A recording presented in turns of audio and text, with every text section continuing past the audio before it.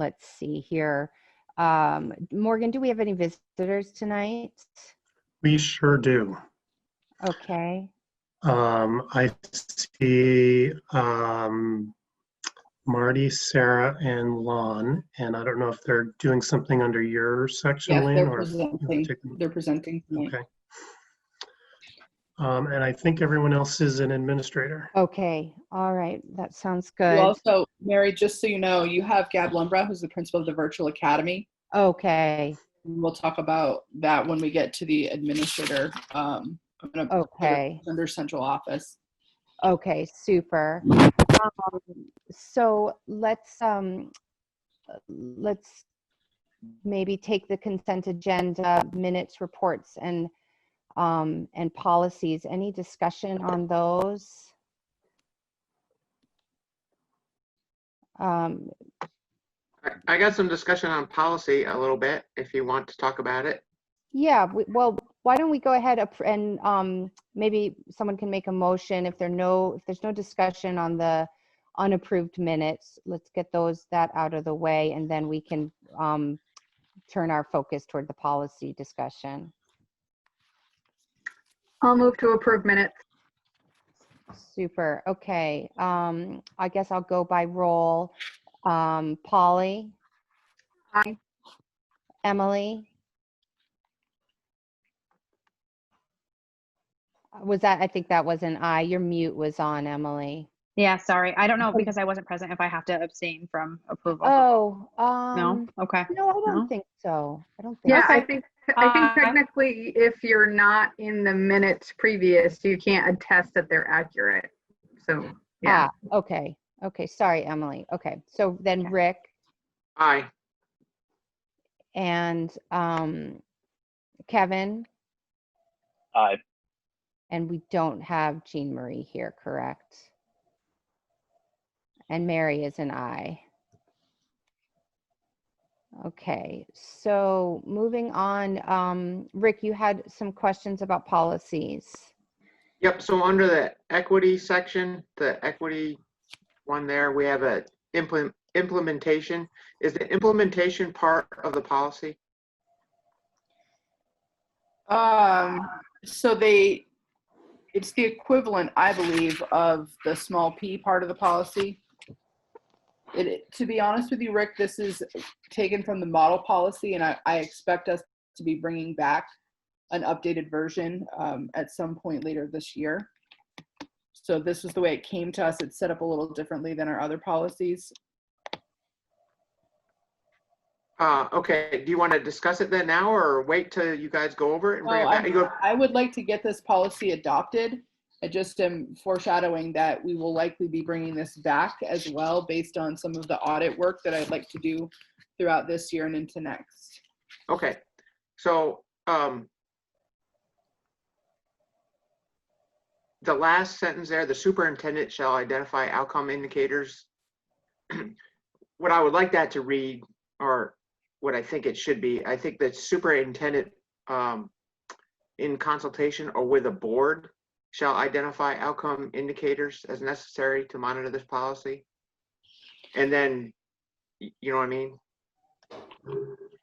Yes, it is actually pretty timely that we're bringing this up because it's the focus of a presentation that we're going to have today from our equity leadership task force.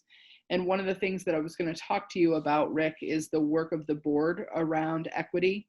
So I think it makes sense for the board to set some indicators around equity that we can report back on. Okay, I think, yeah, perfect.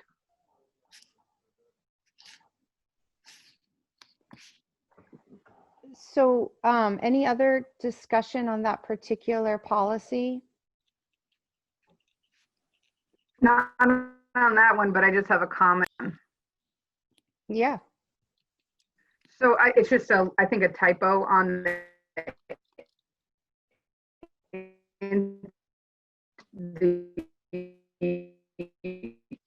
you changed it into district.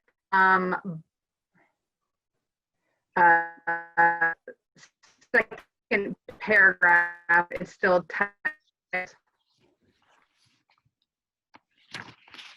Paulie, do you mind Did I?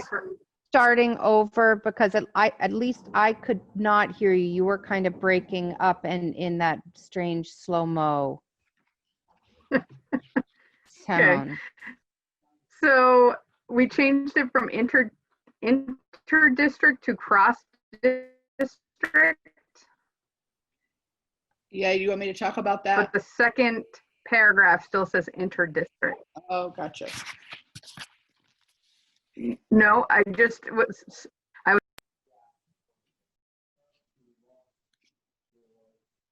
Did we lose Paulie? I think I have the sentiment of what she was trying to say. I just made a change on the second paragraph to attend a cross-district elementary school. Okay. Is that what you're going for, Paulie? yes. The other thing on that policy too, and I don't know how you want to write it, but I think it would be really useful if applicable, so some of these things we may come up with to measure might not be available or accessible to compare different districts. So some of this stuff I'd like to know how we compare to other districts.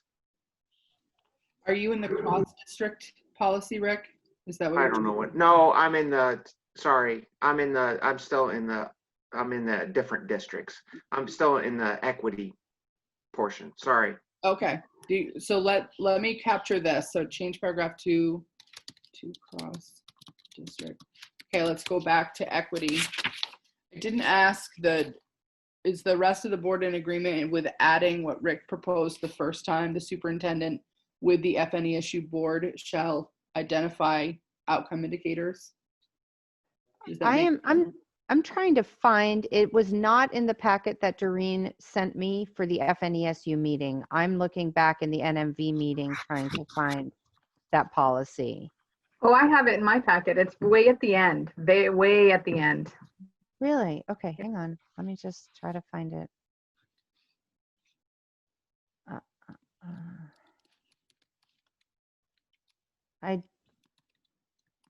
What page, Paulie?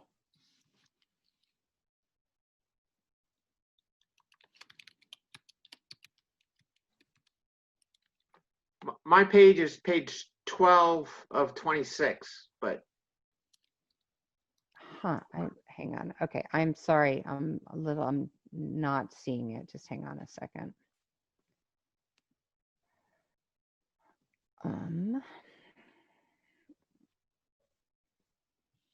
Oh, okay. Okay, now I'm with you.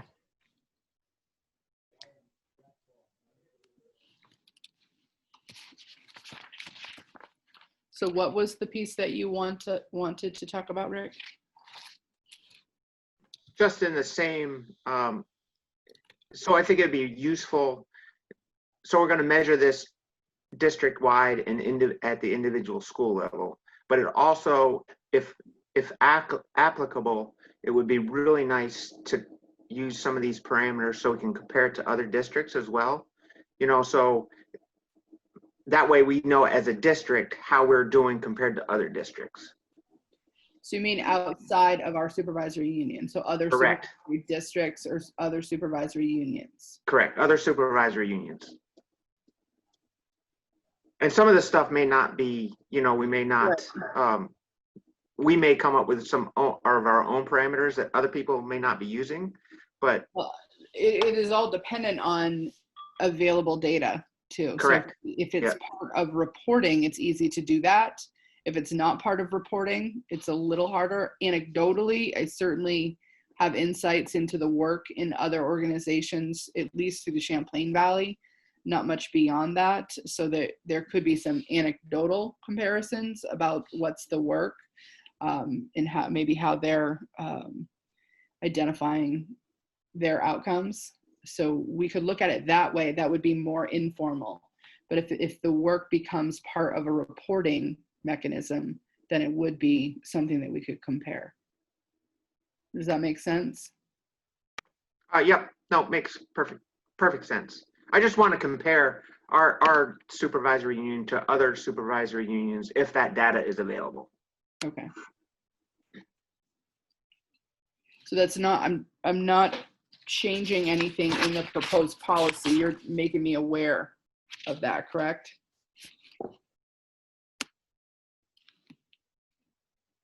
Well, I'm not sure. It doesn't really say that in the proposed policy.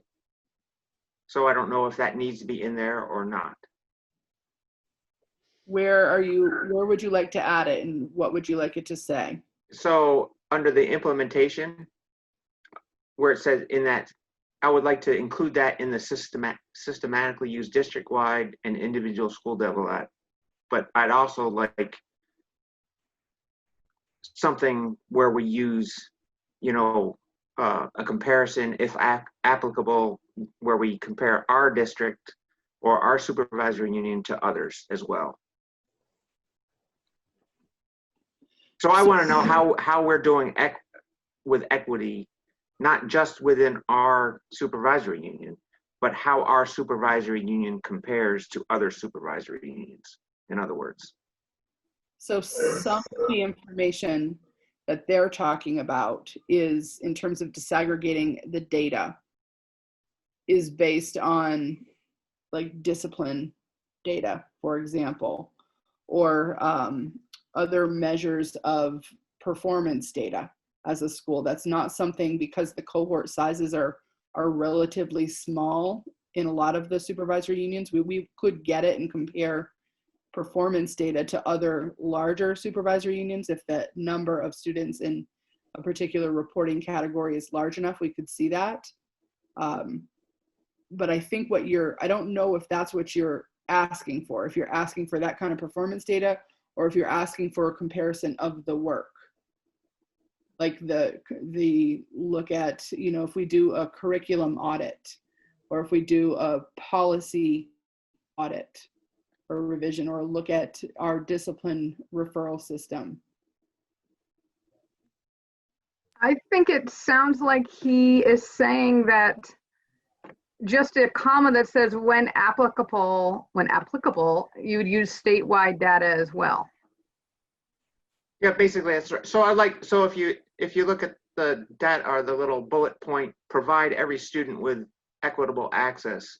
So I want to know how we're doing in our supervisory union between our schools, but I'd also like to know how our schools compare to other schools and supervisory unions in the state. You know what I mean? Okay.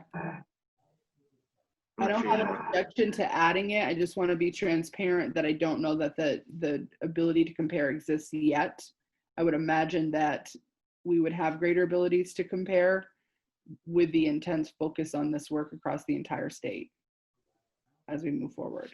So you're saying add a comma after school level data? Correct.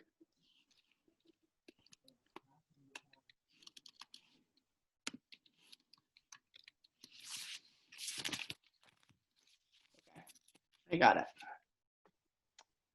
So, Lynn, you're looking to have a motion and kind of see where we land with this policy tonight, correct?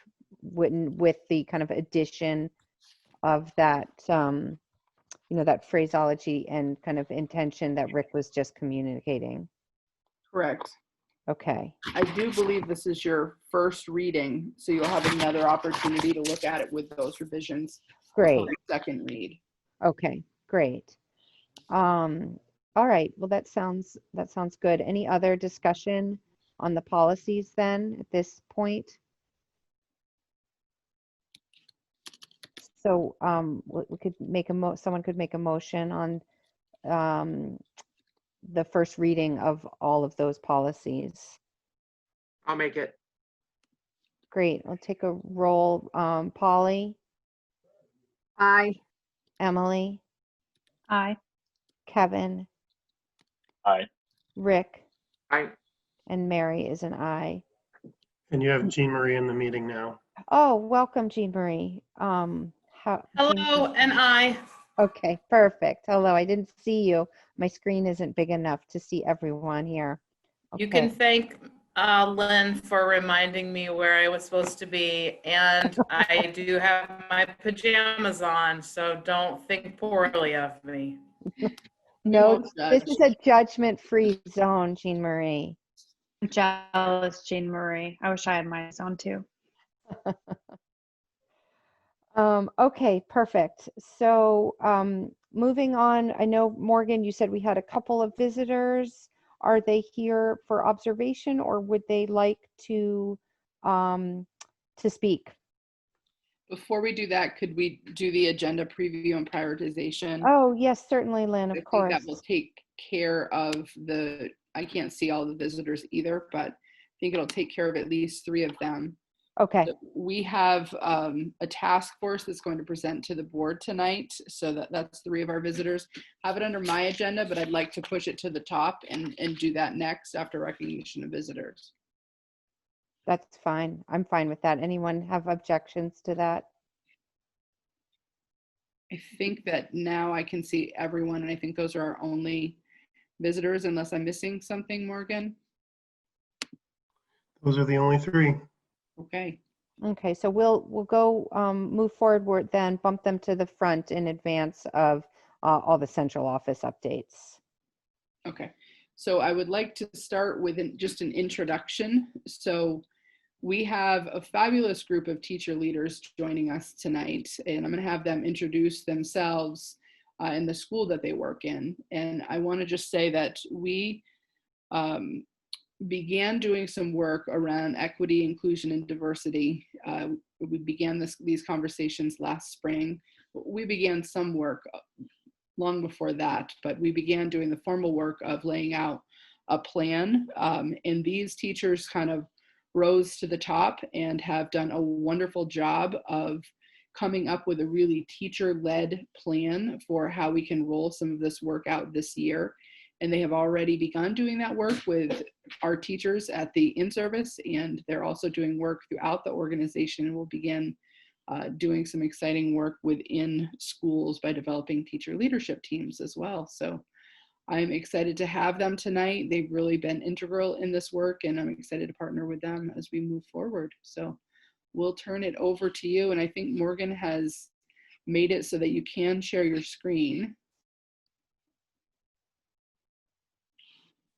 Okay, so I'm going to share my screen to get our presentation that we prepared together. Thanks, Lynn, for that introduction. That was great. Do you want to start with some introductions of yourself? Yeah, I was going to do that. So I make sure everybody can see our presentation there. Yeah, thank you, Lynn. That was a great introduction to us. Thanks to the board for having us. We are the Diversity, Equity, and Inclusion Task Force. We were formed about 6 months ago with a grant received from the Supervisory Union. My name is Marty Valander, and I teach 6th, 7th, and 8th grade at Richford Junior Senior High School. I can introduce myself next. My name's Lon Wynn Ulrich. I teach a variety of English courses at Enosburg Falls High School. I'm also the coordinator for the Upward Bound program there, and the PLP coordinator this year. And I'm Sarah Jo Marcotte, and I teach business leadership and am the DECA advisor at Cold Hollow Career Center.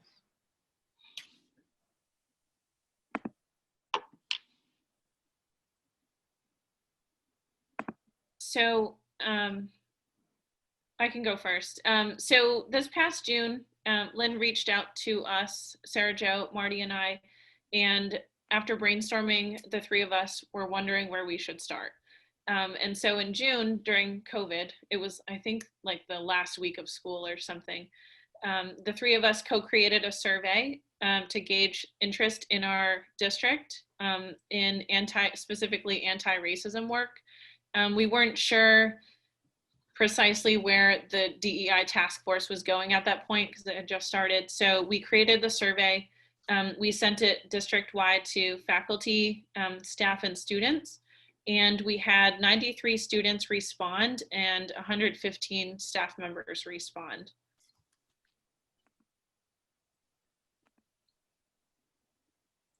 Marty, I'm not seeing your screen, so I'm going to apologize right now. I might need a cue.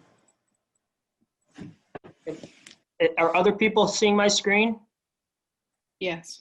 Yes. Yes. Okay, hang on one second. I'm just gonna... Oh, technology. It's so lovely. So some of the quotes that you're seeing on the yeah, slideshow I'm seeing it. are just some anecdotal data from the students and staff from around our district.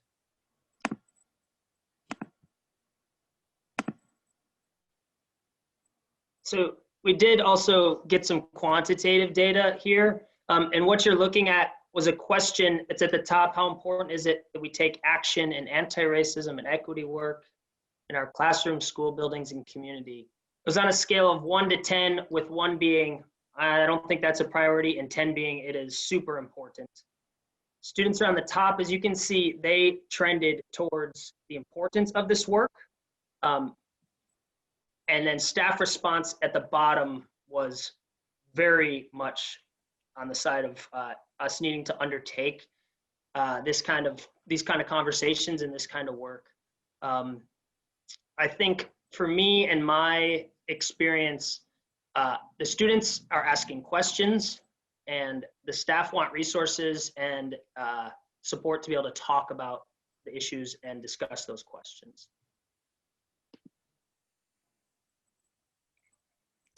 I'm going to talk a little bit about the mission and vision of not only this group, but of the work that we're doing. So when we got together early in the summer and had these survey results in hand and sat down, the 3 of us, also with Jody and Lynn, and exploring the mission and vision. Of course, we're looking at it in the context of how it fits in with the vision of FNESU and our commitment to our students and our commitment to an equitable learning environment and to student health and well-being.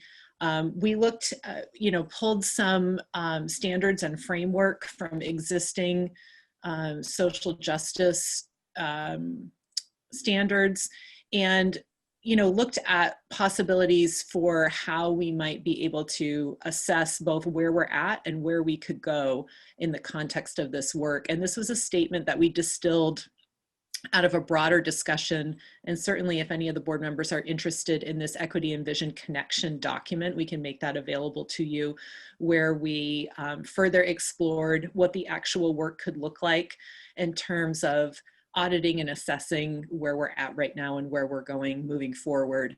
But we do all believe that the equity work is critical to fulfilling our vision and mission and to fulfilling the current FNESU vision. And so on that, we are committed to really the ongoing work. And that's something that this group feels very strongly about, that this is not a one and done. This is not a professional development theme that we're going to take on for a few in-services and then move on to the next thing. And it's certainly, we're very conscious in wanting to make sure that all of our stakeholders, internal and external, know that this is not, it's not just a theme because it happens to be something that is popping up in the world and in media, but that this is critically important for our mission as an educational organization. And so we view this as ongoing work and as a journey and as something that we need to start and take slowly and do the work thoughtfully and comprehensively in order to really sustainably impact our educational culture. And to that end, we are committed to the work, both with students and staff and in terms of administrative policies and procedures as well. So we started with our first benchmark step as a group. It happened at our fall in-service in August. We worked with Dr. Rebecca Haslam. Her organization is Seed the Way, and she led an a remote discussion for our staff, faculty and staff. And the three big themes that we thought she hit on and we thought was excellent. She talked about the dimension of diversity, which is how we all come into and exist in this world with various personality considerations for ourselves, and we're all diverse. Not one thing really defines any of us.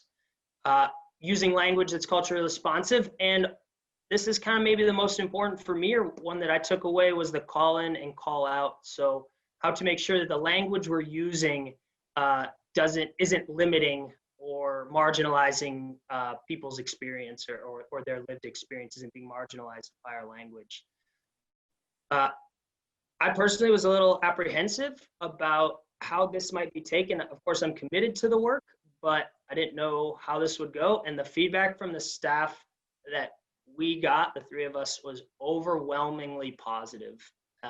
It really reaffirmed to me that the work we were undertaking was of, like SJ said, critical importance. And I felt great that we could receive that feedback. We followed that up with a letter to the staff, kind of introducing us and telling about our ongoing work that we had planned for this year.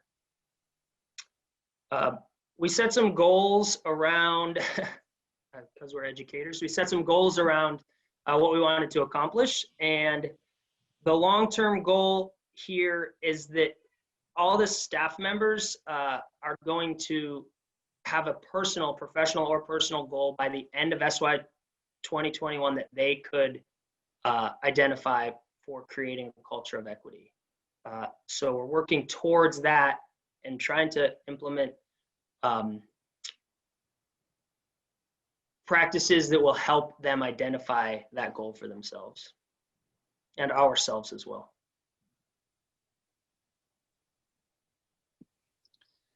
So we have started to reach out to school principals in all 10 school buildings, and we're in the midst of creating building teams of advocates. And we first started with principal recommendations, and it's since branched out a little bit. A lot of folks have reached out to us who are quite interested in participating in this work in their school building. So we're hoping to have a meeting in the near future with all of our building teams.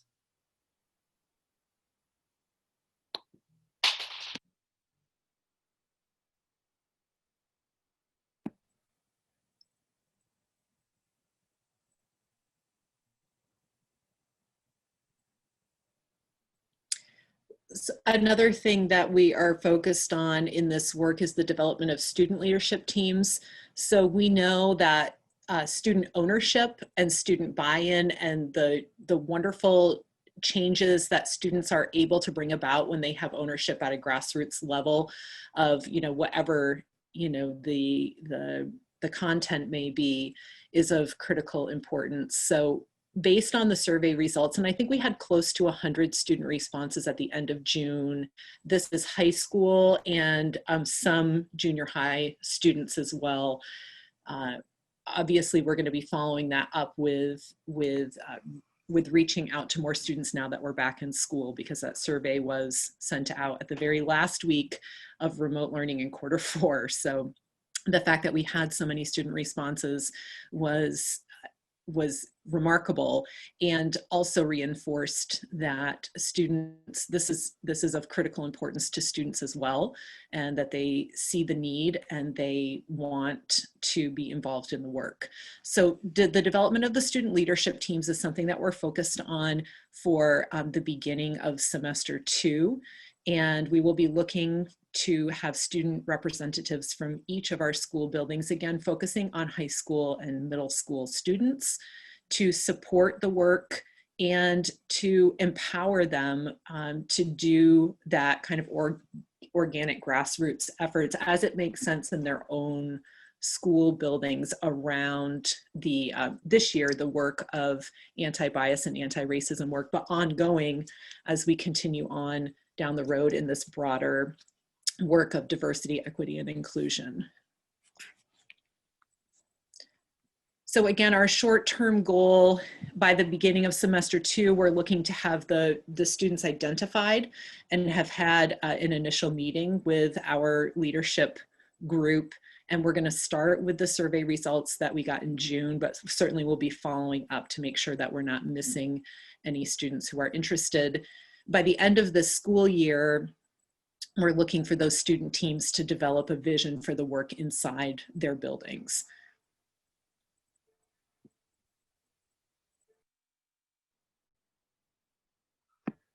This is another thing. We're really excited about this particular benchmark, and this is our resource newsletter. I use the term newsletter loosely because this is evolving as Marty and Lon and I meet weekly to pull resources together and to respond to feedback from staff and students.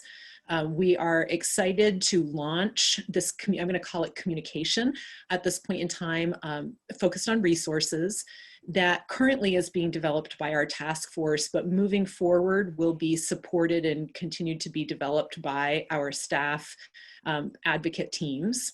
And these are resources that we're collecting for both personal and professional development, resources that can be used in the classroom with students in a variety of contexts. And right now we are building out those resources to be available to everyone currently through Wakelet. And if you're not familiar with Wakelet, it's a really great online platform for content curation, where, think of it, it's a little bit like Pinterest in that you can pull resources, images, videos, links, and you can build collections. But it's a little bit more appropriate for the professional context. And we have the ability to make those collections available to anyone that we're sharing the account with. So we are actively building that out right now. And we will be, Marty, if you want to move to the next slide, I think.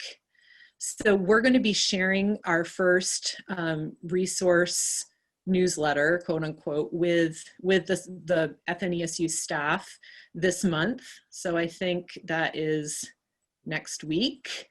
We have that slated to go out, and then that will be bi-monthly moving forward.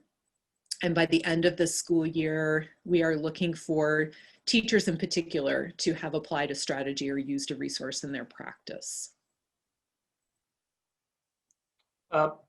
Some other stuff we're working on, and this is a little bit flexible or in flux because of the way the nature that the coronavirus and the COVID changes have affected us. We're hoping to get Dr. Rebecca Haslam back to give more workshop presentations to the staff. Her workshops are focused around resources for anti-bias curriculum development and equity literacy. We thought she did a fabulous job at our in-service at the beginning of the year, and our goal would be to bring her back again.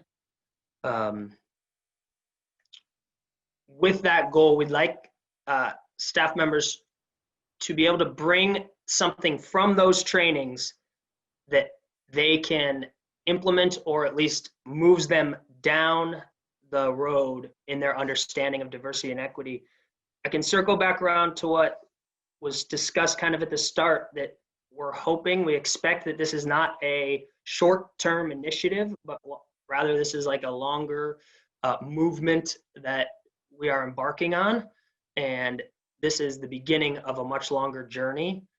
The workshops and our goal here is that staff members are starting to embrace the journey for themselves at whatever pace they're at whatever comfort level they have, but at least they're moving on the journey.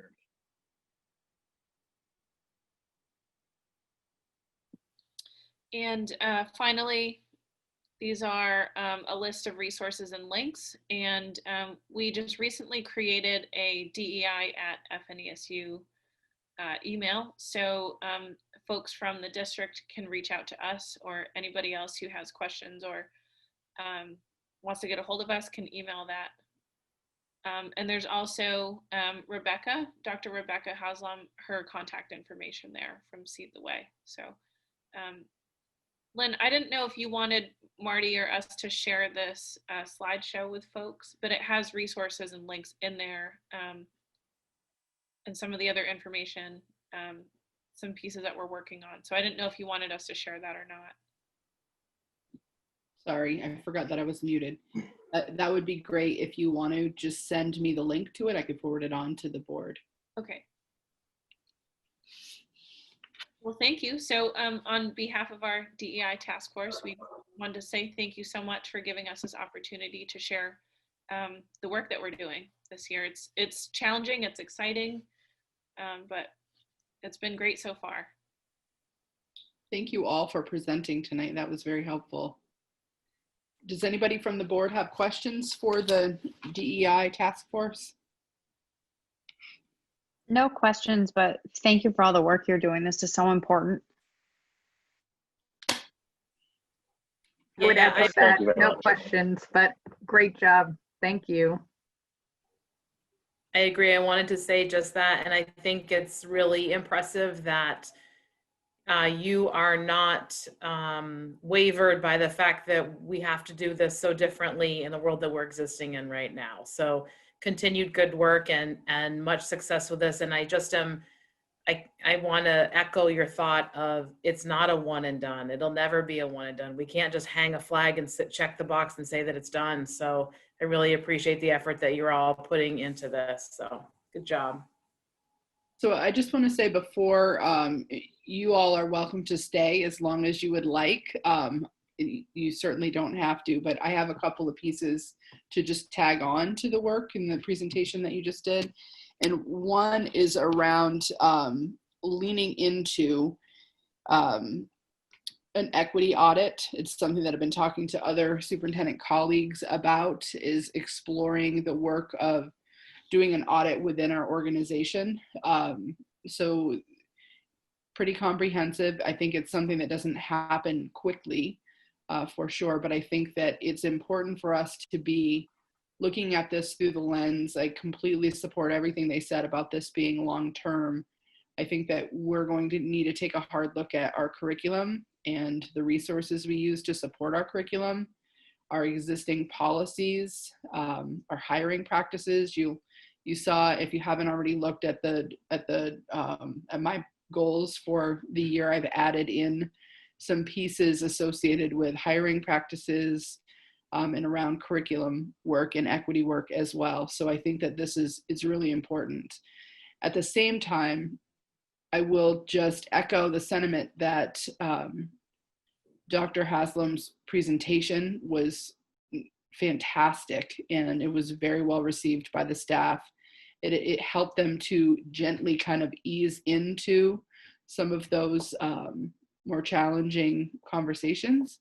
And I think it's important as we do this work that we look at all parts of our organization. And when I think about the governance of our organization, you folks are at the top, the 5 or 6 SU board members. So I think that what I would like to do is also engage this board in some professional learning around equity, inclusion, and diversity. So I would like to contract with Dr. Haslam to do some work with this board, because I think, Rick, what you were talking about is the board being a part of looking at what some of those outcome indicators are. I think the board can be equipped to do that if they're doing some of this learning at the same time that the rest of the organization is. So I think it could be really helpful, because you all know that if something happens, say with a student and you have to have some sort of a student hearing, it's important for you also to be looking at the work we bring you through the lens of equity as well. So that's something I would like you all to be willing to do at some point as we move through this year. So what are your thoughts on that? Yeah, so I actually had the same thought. I wondered if we couldn't piggyback it on if she was coming back to do another staff meeting or more training, if we couldn't, even if we had to do a special meeting or something that night or so. I don't know where is she And located? she is coming for the November in-service and also for the March in-service. So I think those are good ideas, and certainly the board would be more than welcome to attend those trainings. I think that what I would like is her to look at it through another lens on top of that for all of you, because I think that her lens is obviously targeting the teachers and the educators, and I think that systemic, in terms of the systemic look that we need to take at the whole entirety of the organization, I would like her to help challenge us to go to a different level as leaders. So I would like her focus to be a little different. So whether that's something that we do in maybe like a couple of evening trainings, maybe spread out over a few weeks, or something that we do on a Saturday, maybe we spend a few hours on a Saturday. She's not, to my knowledge, yet doing in person, unless there's something I don't know, Jody. We're doing all of ours virtually because we can't pull that number of people together yet. So it could be pretty flexible. You could be in your pajamas again, Jean Marie, and we could do this from home. She was pretty effective with the remote platform and the professional learning that way. So I think it's an excellent idea, Lynn. I'm fully in support of that. And I just wanted to kind of echo what other board members said after the team there presented. This is incredibly impressive work. It's really so critically important for all of us. And I'm wondering too, Lynn, are we able to get, was the September training, was that recorded? And it wasn't, so we wouldn't have access to what she's done so far. I think because she is Jody, correct me if I'm wrong, but I don't believe we were allowed to record the workshop. Okay. All right. So Our website does have a lot of great, rich information, and I believe that the task force included the link to her website in the slideshow. So I also would like to echo that this is super important, and I think any training is good training. And I also noticed in the Vsba resolutions that there was that resolution that tasked the VSBA with the training of school boards around equity and diversity. So there's that aspect too. So there's a joint focus on this work. So for those of you who don't know, the Vermont Principals Association, the Vermont Superintendents Association, the Vermont School Boards Association share a building at 2 Prospect Street in Montpelier.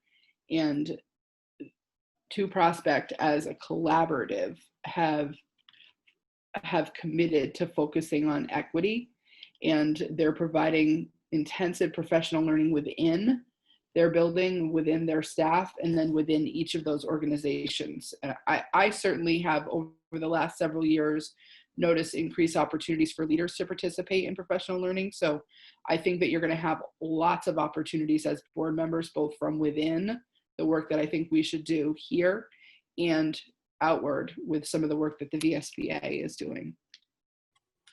Can I add just for a moment, please, that Dr. Haslam is also teaching having a professional development series offered through Vermont After School that a lot of after school staff are also doing. It's a 6-part series that's going to take us through the winter.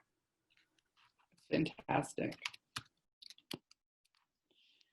So I'll have Courtney create a survey to try to find a common time. Do you want to point me in the right direction of evening or a few hours on a weekend, a couple of weekends, maybe over a month period?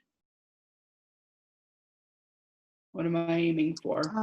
I think evenings are a little better for me than weekends right now. So I heard 2 evenings. Are the other 4 of you okay with the evening piece? There's a little less pressure now that we're not meeting 15 or 16 times a month as boards. So, okay, we'll do some surveying to see if we can find some common times in the evenings. Thank you. Before you all leave, Lon and Sarah Jo and Marty, I have a group of 5th through 8th graders that are on a leadership group. So, I mean, you could include them. They're from all the schools, but for this year, they're interested in being active in some way. So I haven't received any Great, if you can information. email us that. What's that? If you could email us, that would be wonderful. Will do. Thank you all for joining. Yeah, thank you so much. Thank you. Thank you for your leadership and for your time and commitment. We really appreciate it. None of this work happens in isolation, and it certainly does not happen because one level of the organization takes it on. It is something that happens all the way from the community and parents and students and all stakeholders, including all of you. So thank you so much for your support, and we look forward to working with you to bring this vision to fruition. Fabulous. Thanks again. Thank you. Okay. All right. So moving on, then we're heading into the section of central office updates. Okay, Dominic? Before you start, could I just add something here?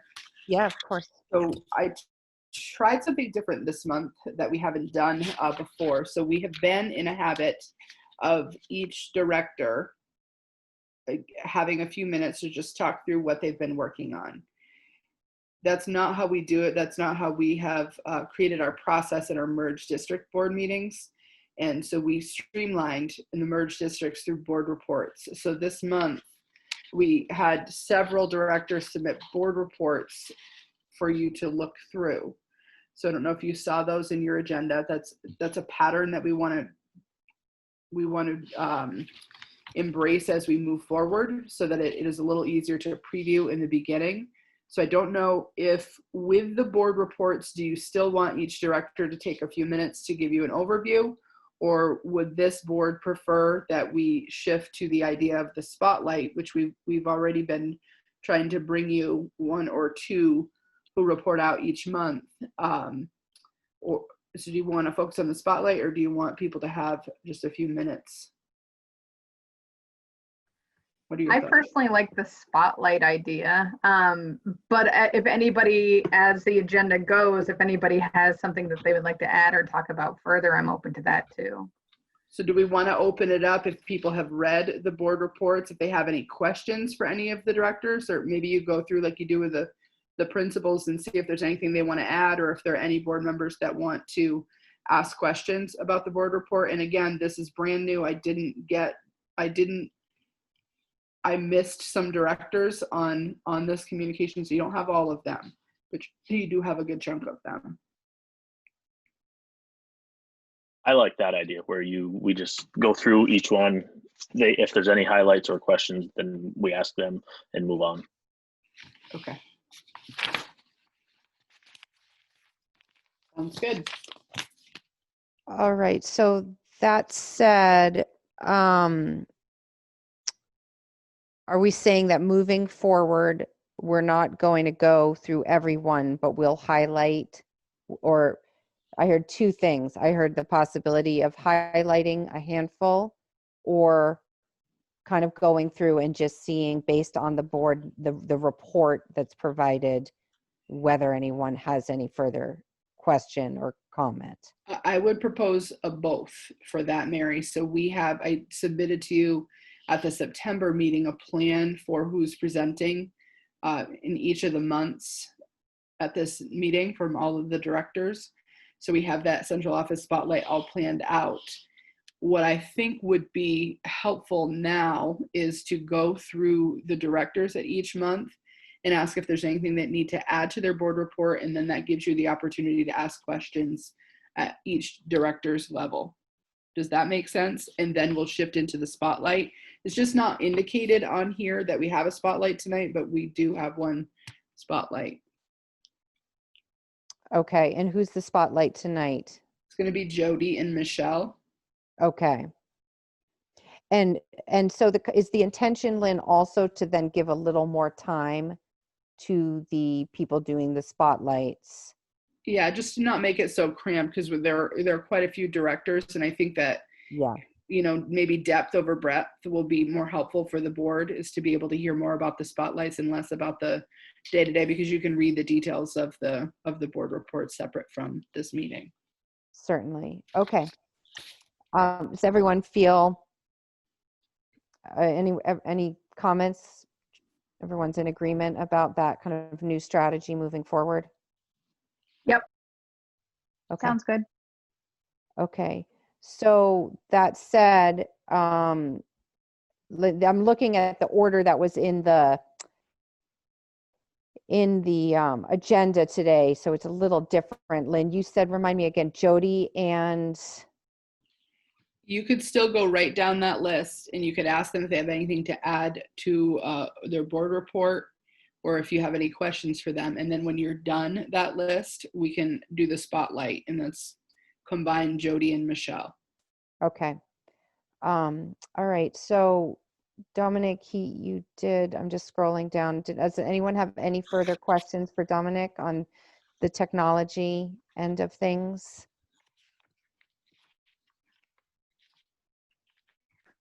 No, other than well done, Dominic. Pulling that remote academy together on the technological side was no small job, so thank you. Oh, And thank Dominic, I just had a quick question. Any updates? I'm just looking again to see. I don't remember if you mentioned it on the devices and some of the delays. A little bit. We've made a couple new orders. We reached out to Dell, and they had some that they said they could ship by the end of October, where our original orders were looking at maybe December. So we've placed a couple of additional orders, and with the plan being we'll keep whichever one comes first and then cancel the other one. Okay. And we have had some arrive as well. Sheldon they were one of the schools that was had the least amount, or had the most that they were missing, and they had an order of 60 arrive, I don't know, 2 to 3 weeks ago. And I guess, Lynn, this is kind of a combined question for you and Dominic, just kind of a segue from the issue around backlog getting devices. Now that we have more, we're kind of slowly getting more kids in for at least 4 days a week. Does that lessen each child's need to then be bringing home a device if they're now in school 4 days a week? I don't think so. I think that one of the philosophies and thoughts about this year is it's important for us to understand that everyone's a remote teacher this year, whether it's you're remote because that's part of your hybrid plan, or you're remote because there's some sort of closure that we have to be prepared for at some point in the year. Right. So it's important for us to be prepared, and I think it's important that the kids get those devices, even though we're increasing our time right now. The likelihood that this won't be our last shift is pretty likely. Right, of course, because it could change on a dime, really. So, okay. Great. Any other questions, comments for Dominic? I just had a question about point 3 regarding the reporting standards. I see that you noted Sheldon is still using whatever standards they were using last year. Has there been conversation to shift? Yeah, and actually there might be others that are would be able to answer that better. And I didn't add in there, I think they are shifting this year for math standards that they're going to use the same as the rest of the town. So it is a start anyway. But I don't actually work with on the process of deciding which standards to use. I just am the one that need to make it work in the system. Jody, do you want me to take that, or do you want to say something about that? Yeah, so I can if you want me to. So yes, Sheldon did start using literacy standards last year. the priority standards and took on the math this year. So we are on kind of a multi-year trajectory to align those. Awesome. Thank you, Jody. You're welcome. Okay. Lynn, I'm going to jump ahead to Heather since we're going to be then spotlighting Jody and Michelle at the end. Any questions, comments on Heather's board notes?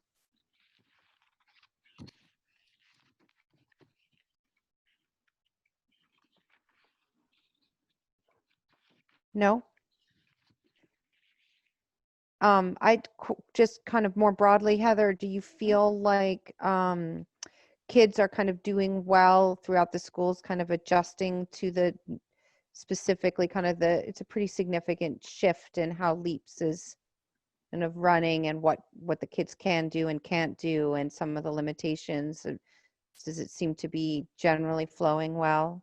Yeah, it does. On the one hand, we're not offering some of the same kind of programs that we would have offered in previous years, but we're offering a lot of student choice and a lot of student voice. So like we have students, Monday and Tuesday, then Thursday and Friday. So they work on developing the plan of activities that they want to do during their cohort days.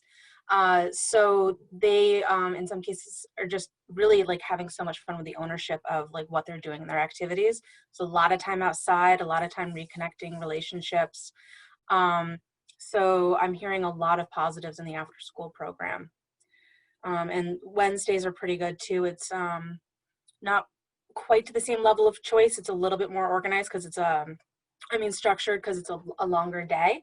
But there's pretty good response of the balance of doing some remote learning or time to do the remote work and then time to do some, excuse me, some more enrichment-based activities, exploring the outdoors, and some schools are still fishing and they're hiking or exploring the school campuses. So it's been very positive. Nice. That's great to hear. And I just wanted to say I really admire kind of how you've worked with these really challenging limitations and kind of restrictions and just kind of taking it all in stride. It's I'm very impressed at how we've kind of adjusted. So I know it hasn't been, effortless, but you make it look very smooth and fluid. So bravo. That's great. Thank you. We have great staff working with us. So I appreciate that, and I'll pass that on. I do have just 2 updates that I can just add that happened since I wrote my note just last week. But the Vermont Youth Project, we're starting a register to vote campaign to try to help empower, specifically the target is young and first-time voters. There's, besides the primary election coming up, there's also town meeting days and stuff. So trying to help empower some young people to express their voice in their community. And we're also going to be reaching out to local business partners or local businesses to become business partners as a place where we can post just information. We're just asking them to be able to, in their break room, or if they employ young people, or if they their customers happen to be young people, to post Vermont Youth Project information. And in exchange for that, we'll share their business contact information stuff on our Vermont Youth Project Facebook page. Excellent. Thanks. That's great. I'm especially enthusiastic about the encouraging young folks to get in, understand the voting process and what that means to be involved at that level. That's great. Yeah, we're excited about it. Nice. That being said, if you ever need somebody to give like a little tutorial on how to read like an annual report, like you talked about people being involved in like town meeting, but I'm thinking like there's a whole generation of kids that I don't even think know how to read a town report. Yeah. So if you ever, I would be happy to do something like that if you'd like. I think I might take you up on that, Paulie. It's interesting when we talk about equity and inclusion. It's just a lot of the political system is just a language barrier for a lot of people. They just don't understand it. It's really confusing. It's not written for the general public. It was intentionally written to out some people in some ways. So it's just making it accessible to everybody, and get them in there and have an opportunity to have a say about what goes in and what doesn't in their communities.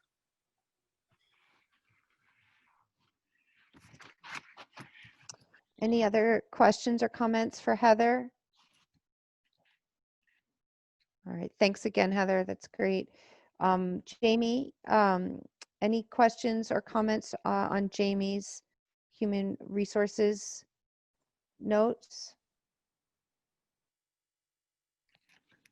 I just want to say thank you for submitting that, Jamie. I feel like right now there is so much going on that I really appreciate that report coming in.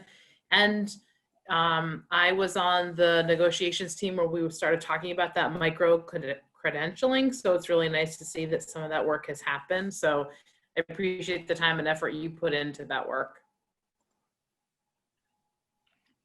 Thank you. Yeah, I'll echo this. This is incredibly complicated and dynamic work that you're doing. It's complicated outside of a pandemic. So I can only imagine that kind of added layer. So thanks so much for staying on top of all this incredible complexity. And now you get to add in the January 1 healthcare changes. So Yeah, so that will be difficult. awesome. Yay. That'll take a few minutes, right, Jamie? Yes. Oh boy. Just explaining it to the employees be hard work. I'm sure. I can only imagine. Any other questions or comments for Jamie? So Dawn, any questions or comments on Dawn's food service board notes? Just a big thanks. I mean, I feel like this food service has been so critical and a Herculean effort on so many people's parts, like over 22,000 meals, like that's insanity. So thank you for, keeping the train on the tracks and all the documentation and all the transportation, everything that you've done to make that happen. I know that that is so incredibly important to so many families, and sometimes it's hard for folks to raise their hand and say that they want to take advantage of that, but it was really important. So, I mean, this is like work that you started and it's not stopped or eased up. So thank you for that. It's big stuff. Dawn, is there something new you want to add? Yeah. So on Friday evening, I got an email from Child Nutrition and our summer feeding program, free meals to all communities, and everyone is going to continue through this school year. It's not going to end until June of 2021. So it looks like we'll be running the same way that we're running right now through the entire school year.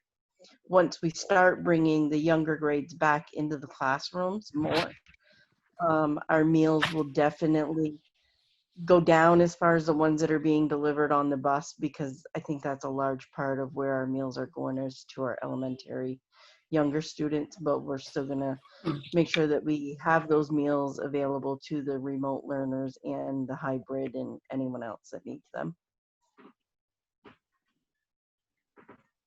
That is excellent news, Dawn. That's great to hear.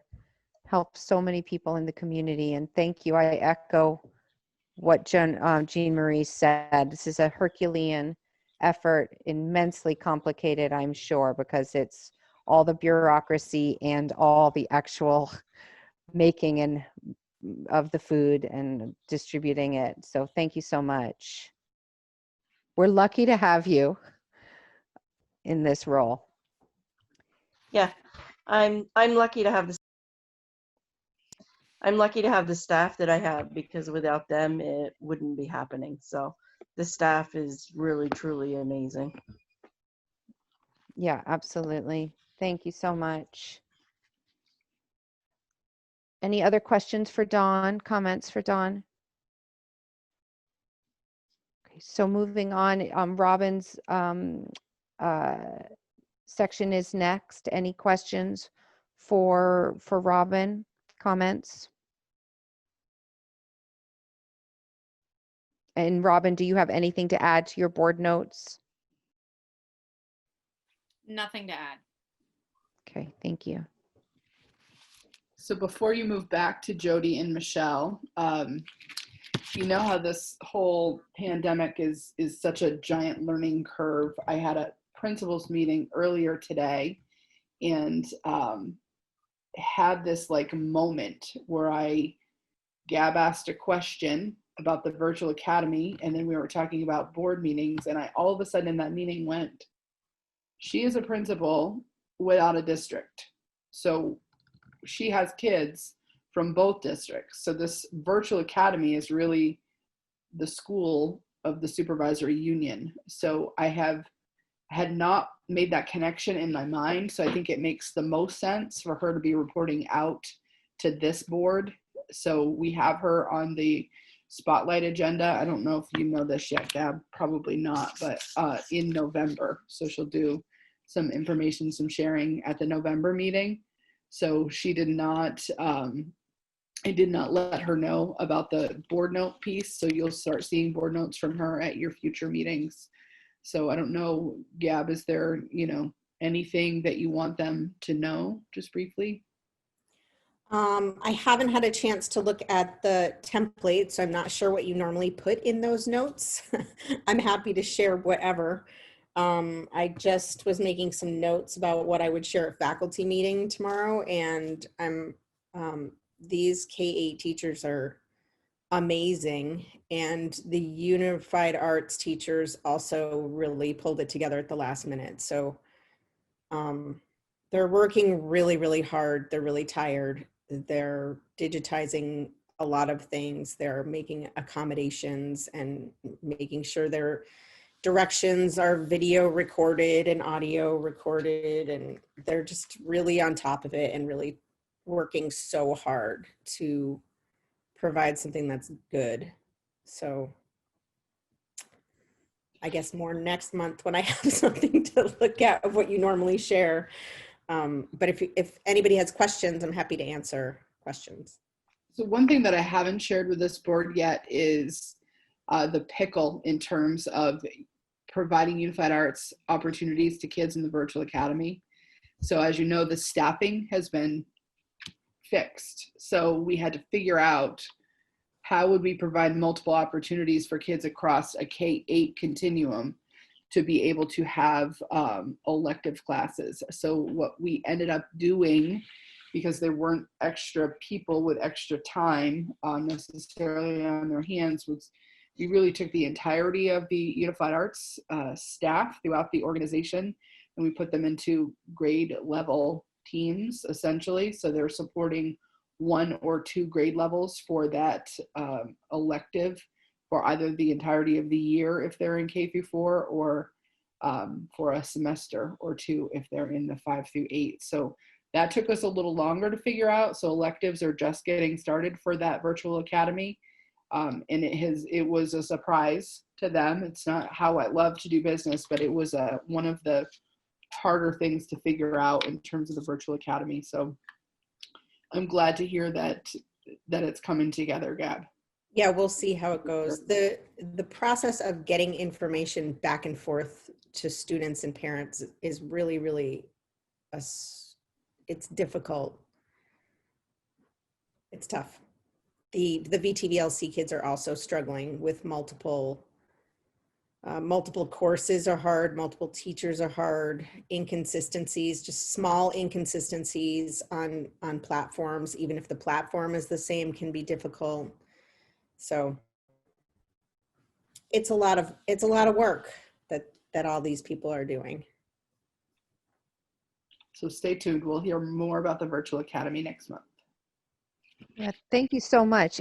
You're kind of making the road while walking on it. It's really, I mean, again, I keep using this word impressive, but it is. I mean, there's no template you had to develop it so quickly, and this is just a really complicated situation, and especially with our connectivity issues and I mean, I think about that and Wi-Fi and access and, right, how do you do art education digitally, online, and all of these myriad complexities. So thank you very much. Looking forward to hearing more next month.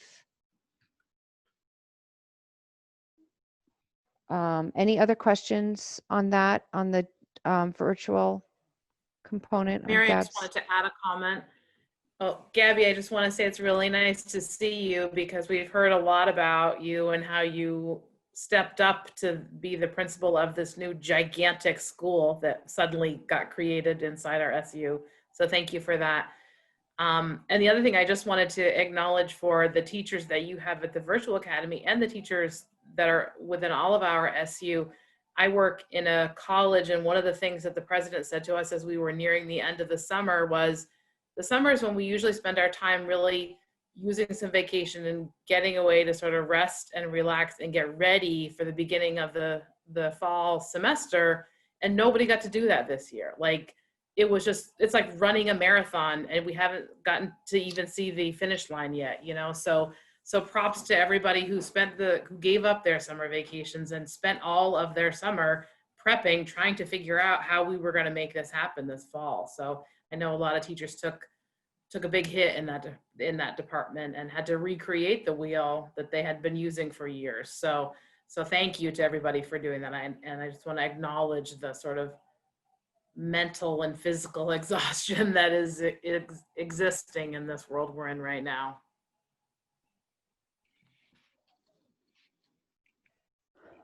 Okay, so we'll maybe transition now to the spotlight with Jody and Michelle. All right. So hopefully I just shared my screen. Can you guys see the screen? Yes. Excellent. So this is a joint presentation very intentionally. I think you'll probably remember that last year around this time that we presented to you the fact that Lynn, Michelle, and I were working very purposefully in a super collaborative way to try and break down some of the silos that had previously existed between general education and special education. And so this spotlight on learning is a joint presentation because that's how we're doing business now. So if you remember, last year we presented to you a 3-year plan that had to do with, it really was grounded in the multi-tiered systems of supports. And so our focus last year was on universal instruction. So that's the instruction that all kids get. And so we had work that was going on, such as identifying priority standards. And we also were working with teachers around a concept called universal design for learning. And that also is the tier 1 instruction. So the instruction that all students receive general education. And working with our teachers to build their capacity around engaging kids in learning. And then Michelle also was working with her special educators, and we were working also with the general educators to understand an emerging kind of a changing mindset around the role of special educators as collaborators with teachers to be access specialists. So to help general educators really understand what they could do to make sure that all students could access the general education. And then this year, the plan was to move to Principle 2 for Universal Design for Learning, which is representation. That's really making sure that all kids can access the learning and the content. And to move to the smaller group piece of the multi-tiered systems of support, which is the targeted instruction. So if we've done our universal instruction for all students, and some kids are needing more targeted instruction, we can pull together small targeted groups. And then we were also planning to roll out some social emotional learning for all students, universal social emotional learning this year, and then some special educator work around progress monitoring. And then next year was supposed to be Principle 3 of UDL, and then that Tier 3 of the multi-tiered systems of support, and then moving into the more targeted instruction and intervention piece of SEL. So you can see that we sort of had this nicely organized 3-year plan that, you know, was kind of like the ladder. And then, of course, COVID happened. And so we needed to shift. And so we shifted. And so from March 18th till June 2020, we went to remote learning. And that with that came a lot for special education. There were a variety of compliance challenges. We had to do shift in service delivery, had to figure out how to provide services to a wide variety of disability areas. We also struggled and had an inability to conduct special education evaluations because of COVID restrictions, which created a backlog of evaluations. And then the whole struggle with students without the reliable internet access. So from September 2020 to the present, we are in a hybrid learning model, which we are now shifting to more in-person learning. And we also have this virtual learning academy. So we have the K-8 FNESU created, and then we have the 9 through 12 VTBLC. So we created an alternative virtual academy. So then to back up, we had a population of students who were still struggling and had challenges accessing the virtual academy. So we then recently just created an alternative to the virtual academy for students with more intensive needs. All IEPs had to be revised or amended prior to the reopening of schools. So there were lots and lots of meetings and a lot of paperwork for special educators. With those meetings, we created contingency plans for, at that time, what we thought were all steps. So we had plans around remote only. We had plans for fully in person. And the one thing we did not create plans for were returning back for 4 days. So now we're going to have more IEP meetings to make sure our service pages matches the 4 days of in person. And then, yep, IEP meetings to determine in-person versus remote need. So we had to adjust and make some additions along the way. One big one, of course, was providing professional learning around best practices in remote instruction, because our teachers were not remote teachers until they suddenly became remote teachers in March. We needed to take on that social emotional learning focus faster, because this pandemic really has resulted in some collective social emotional struggles for everyone, for our whole entire society. It's been a tough time, and supporting kids' social emotional needs become much more important and much more of a priority. So we have had to really speed up the work on that. And so we have Nick DeVita, who is our Director of Social Emotional Learning. Is that correct, Michelle? Did I say his title right? Yes. Okay, and he has really taken on this work. Thankfully, he has taken on this work and been able to really move forward at the speed at which it needed to happen, which has been a tremendous asset for us.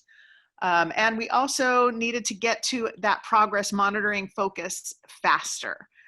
So a big piece of that has been, we had in the pipeline this concept of instruction and assessment toolkits for each of the priority standards. We knew that we were going to be working on those, and we had to kind of shift to a pre-assessment focus for those toolkits to have teachers work together to identify what the predictable gaps and prerequisite skills are that students typically come in with, and also to identify what the predictable and common struggles are with the new learning.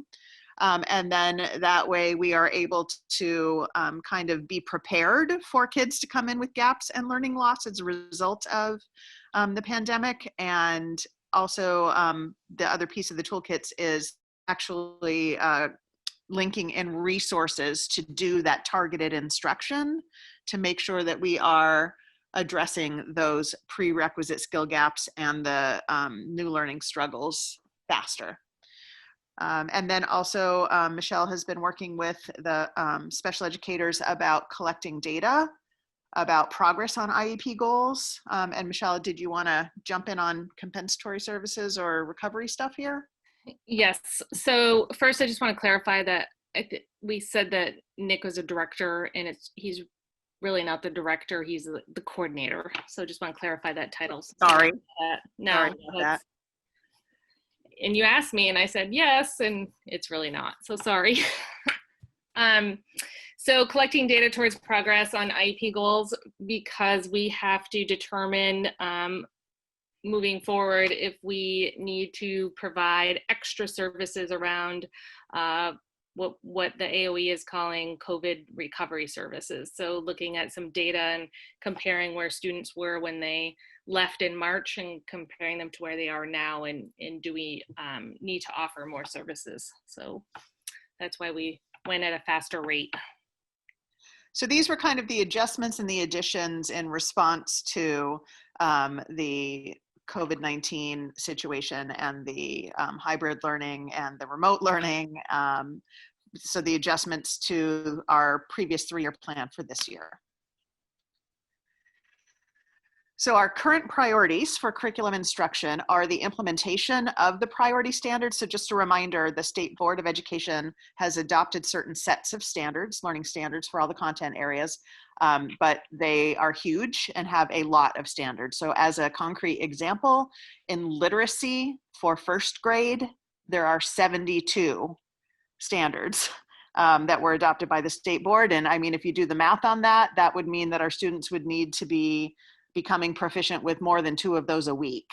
And so there's a mismatch between the actual amount of instructional time we have and the number of standards in those standards documents. So we had content teams and grade level teams meet and identify the priority standards, and those priority standards represent a collective commitment to ensuring proficiency. So those will be implemented this year as the focus of instruction and assessment, and also reporting. We're working to increase teacher capacity to engage students in proficiency-based learning cycles. So a lot of self-assessment with students, being very transparent with students about what the priority standards are that they will be assessed on, and really helping them to start to take on knowing where they are in the path to becoming proficient and what their next steps are. And then this pre-assessment piece that really has a direct connection to the progress monitoring that Michelle was talking about is incredibly critical this year. So we know there's going to be learning loss. We need to be very proactive about that. And so if we can be intentional about and clear about identifying what the prerequisite skills are for each priority standard and pre-assessing students ahead of that instruction, we can hopefully do some backfilling ahead of the grade level instruction and really come at trying to address that learning loss that we know will result from this pandemic, and then making sure that we're progress monitoring as well. Developing and refining those instruction and assessment toolkits that I was talking about for teachers, so that the teachers have one place to go where the prerequisite skills and the common learning struggles of the priority standards are all laid out, and then resources for them to teach targeted small groups of kids to do kind of the backfilling of those prerequisite skills, or to give them extra instruction and guided practice with the common learning struggles for the priority standards is going to be really important. And then another priority that really emerged from the COVID situation is how it's incredibly important to be as transparent as we can with students, families, and our community. So Mary Ellis has put an absolute ton of time and effort into creating websites that hold all of the curriculum information. So they are linked on our FNESU website. There's a link for parents to see. It's under the academics tab. They can go and see all of the priority standards at all of the grade levels for all of the contents. And we also are continuing to post all kinds of great information about curriculum and learning there. So now we just need to kind of work on getting the word out to everyone. And we also are working with teachers on communicating to students to make sure that the students really know what the learning priorities are. All right, and the priorities for student services. One of the big priorities is that we are being monitored for special ed compliance by the Agency of Education. So they give us like a checklist and a rubric, and then they randomly select certain evaluations and IEPs of students to make sure that we are following the legal requirements and are in compliance with all of our paperwork. So that's happening this year. As Jody was just talking about, the progress monitoring and collecting data to keep track of IEP goals and determining the need for recovery services for learning loss. We're also working with special educators to make sure that their goals and objectives and IEPs are measurable so that they are able to collect that data and progress monitor and work on rate of improvement. I still am working on the whole idea of access specialists and understanding learning profiles and then matching the programming to those learning profiles, having teachers collaborate with classroom teachers to ensure that all students have access to the curriculum. And then spending some time working with the two programs that I shared with you earlier, which one is the STEP program, which is the alternative social emotional learning program that's at Enosburg High School, and then the TAPS program, which is transitioning students into adult programs and services, which is at Richford High School. And started working on these programs, talking about what the mission and vision is for both of these, and then COVID happened, so they've kind of been put on the back burner, and I really need to work with the 8th grade teams for students who are transitioning into high school to let them be more aware of what these programs are and what kids have the access to, because I don't think that Robin and I did a good job in the last year really talking about these programs with teams, so that's another area of focus.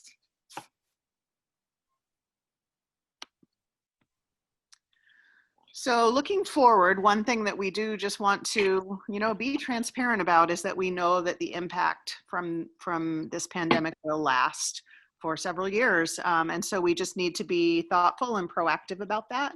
So we will continue to develop and refine our multi-tiered systems of supports, the systems and structures that we need to ensure that all students are getting the universal instruction that they need, the targeted instruction that they need, and the intensive instruction that they need. And a big part of that, again, is sort of being aware of and breaking down those barriers or those silos between general education and special education.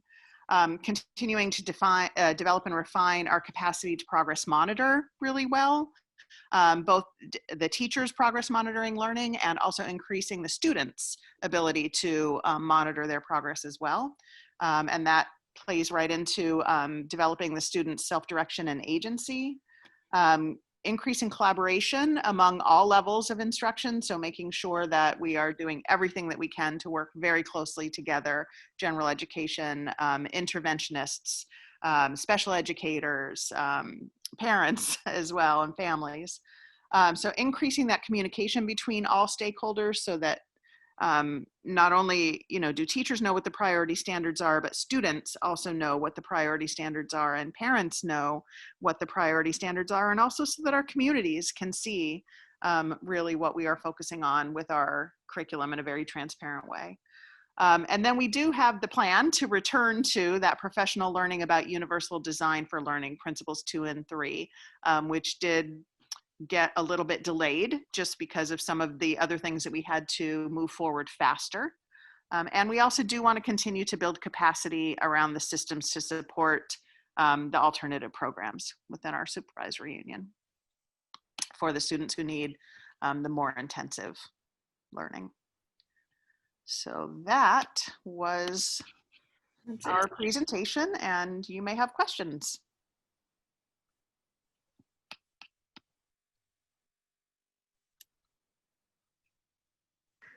I don't have any questions, but that is a substantial amount of work, and you definitely have given it some focus. So thank you very much. It is a lot of work, yes. That it is. Important work, the right work. Yeah, I do feel like we were already on a pretty good path. So it's nice that we didn't get thrown completely for a loop. We just had to kind of reevaluate and reprioritize. And I do think that the level of collaboration that we had going on was for sure an asset. I agree. Well, I'm very impressed with the way you all kind of laid that out. Thank you so much. I mean, it's incredibly thorough, and the amount of work you do in this kind of capacity is just, again, impressive. I'm overusing the word, but I really am in awe of everything you hold. That's incredible. Thank you.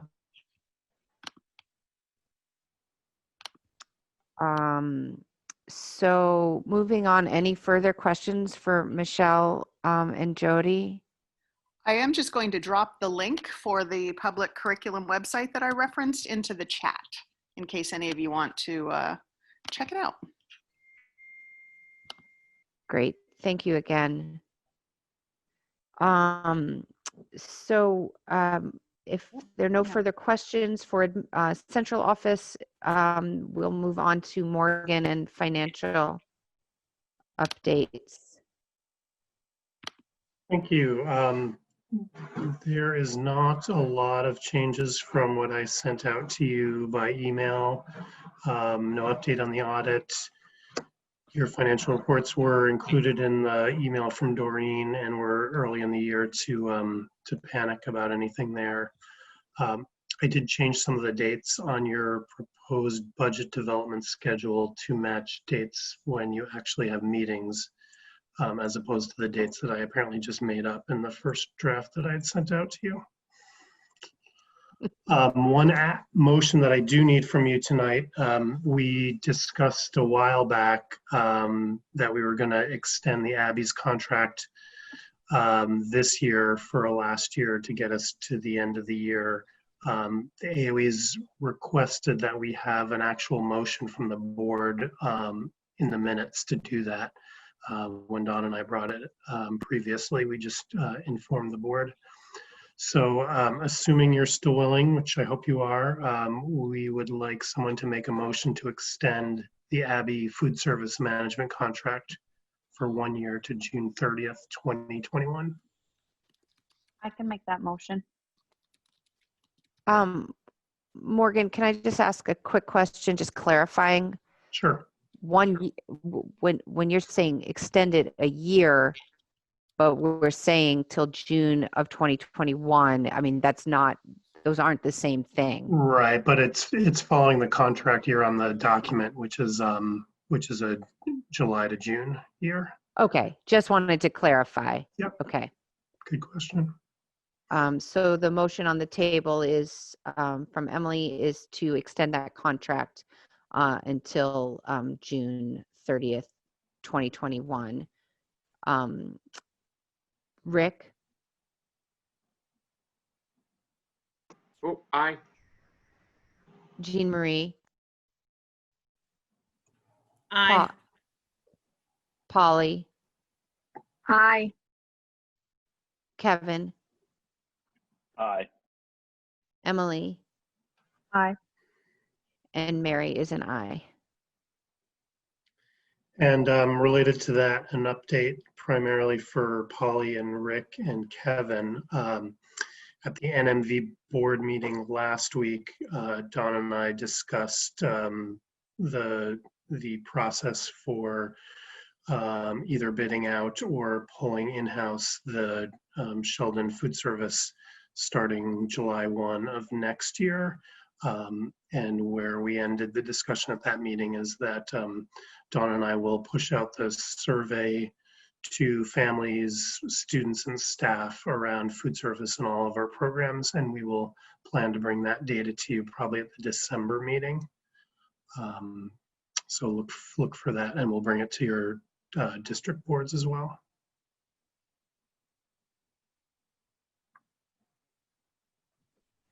And I will be tag teaming on some of Lynn's items coming up later, but that's all I have under my agenda.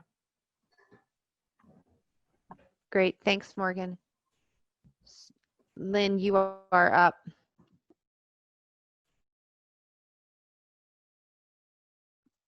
Lynn, before you start, can I just say that the chat function isn't working. So what I did was I emailed you the link for the curriculum website, and you also can find it, as I said, on the FNESU website under the academics tab. Great, thanks, Jody. Should start by unmuting myself. Okay, so we've already done a piece of my board agenda, so we can move past and go into personnel. So this is just informational. It's not really for this board, but I just wanted to give you some context. One of the goals that I had set last year was around facilities management, and we had talked about hiring a facilities director. We didn't choose to do that for the supervisory union. However, the NMV board did hire a facilities manager for their 4 schools. So I just wanted to share that with others, so that he started today. So we're really excited to have someone whose central job is focused on prioritizing the needs across the multiple campuses and really doing an assessment of needs and a strategic plan for proactive and preventative maintenance and even long-term repairs and projects. So I think Jean Marie and Morgan were both on that hiring committee, and we're very excited about the direction we're heading. Did he not run screaming at the end of today? You have to ask Morgan that.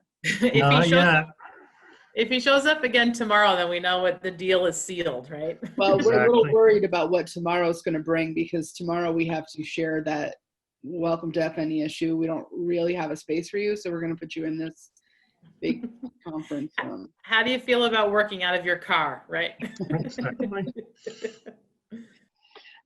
So the next part, I just want to Lynn, can I just interrupt quickly? I am just curious, did the Enosburg-Richford board, and they could weigh in too, decide to hire someone? Has that happened on the Enosburg-Richford side? So Richford has a facilities manager who takes care of both campuses. Enosburg does not have the equivalent. Each functions separately across the 3 campuses. Okay. All right. Thanks. So this is your administrator negotiations. So you negotiate directly with one administrator. That's me, and I am due for administrator. My contract is due at the end of this year. So if you want to pursue another contract with your superintendent, it would be good if the board could tell her when to bring a proposal. So you're welcome to take this on in executive if you would rather go into executive, or you can do it in open meeting. It's up to you. And Lynn, we need to do that before the end of the calendar year, correct? So you can choose, you can make that decision. Typically you do it before the end of the calendar year so that it's accurately reflected in your budget. So right, the board can have that conversation about what you're looking for moving forward. So just opening that door for you. If you want to take this into a private conversation, you can, or you can hold it until the end of the meeting. When you say private conversation, you just mean we're just nailing down a time for when you should bring that? Well, and so this is strange because usually I am working with you on other people's contracts. So if you want me to continue as your superintendent and you want me to bring a proposal back to you, then you should give me a timeline about when you want that proposal to come to you. How's that for explicit? Exactly. And I'm just throwing out, I feel like the sooner the better. I feel like November would be an adequate timeline. I don't know how everybody else feels. Well, yeah, I do we have agree. meetings in November and December? Yes. We do, okay.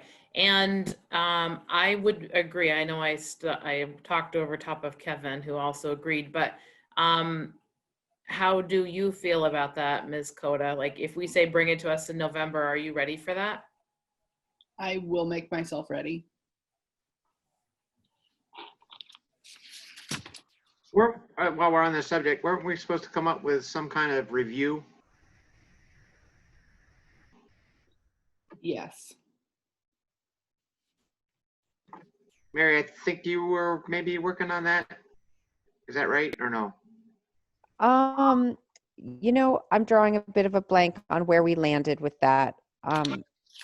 I, like everyone else here, is holding a million details in my head every single day. So I apologize if I dropped the ball on that, and I really cannot recall where we kind of landed on that component of this.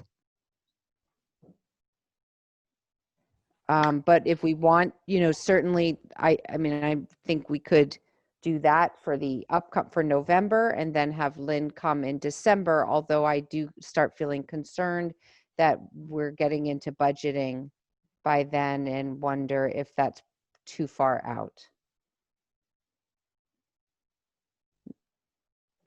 So, Morgan, timeline on budget creation? Can you? Yeah, I will be bringing your first draft to you in November and your second draft to you in December. Normally, we have tried to get this nailed down at the December meeting, but we can push that off into January. We've got a meeting scheduled on January 11th. That will come after NMV's regular January meeting, which is in theory when we would finalize and warn that budget. And you really want to have the SU budget tied down before that. So it might mean either a special meeting of the SU or a special meeting of NMV if you drift into January to approve this entity's budget. Okay. I But would like any to of it's avoid that doable. if possible. Yeah, I think I'd like to avoid pushing that into January if possible. Seems reasonable to me, and, you know, correct me if I'm wrong, but that we could probably do, you know, a both in November. I think, I mean, they go hand in hand as far as a kind of review and discussion of contract. I would guess that the VSBA would be a good resource for some sort of document to do a review. So Yeah. I contacted the VSBA for that document, and they don't actually have one. What they do is they contract for them to come and help you develop one. But I'm thinking, you know, we shouldn't recreate the wheel. I can reach out to other districts that have superintendent evaluations to see if there's questions we like. You actually tasked me with doing that last year, is getting some samples of evaluations, and I do have a folder. I think at one point, Mary, I think I forwarded those your way. But if that's something you want me to re-forward to Mary or to someone else on the board or to the whole board, I can do that. Yeah, Lynn, why don't you send them to me again? And Paulie, do you want, I mean, since you've kind of looked into it a bit too, maybe Lynn could send them to both of us? Yeah, that sounds good. And we can take it from there. How's everyone else feel about that? I mean, certainly if anyone else is psyched to kind of be involved in that capacity, of course, by all means. I'm not seeing any other. Jean Marie, are you interested? No, okay. Okay, Paulie and I, we've got this. Okay. All right. So I'd say we'll circle back to both of these in the November meeting if everyone feels comfortable, and if Lynn, if that feels like a manageable timeline for you. I can make it work. Okay. So the other administrators that this board is responsible for are the central office administrators. So unless you tell me otherwise, you directed me to handle those negotiations last year. So that would be my intention to do it in a similar way this year. Is that what you want me to do moving forward? Absolutely. Okay. So thankfully, I have no resignations to report. I will bring you into executive at the end for personnel. Oops. So teacher negotiations, you asked me to bring this back at our September meeting. The teachers union has sent the letter. We need to negotiate this year. So this is really about timing in terms of when do we want to begin teacher negotiations. What I have heard from the union is that they're hoping that we will wait a little bit and do it later than we typically do it, just because of COVID and the uncertainty of, I think, the financial reality of education in Vermont right now. So I think they might be hoping that we can figure out that deficit before we get into negotiations. So what's the thought of this board?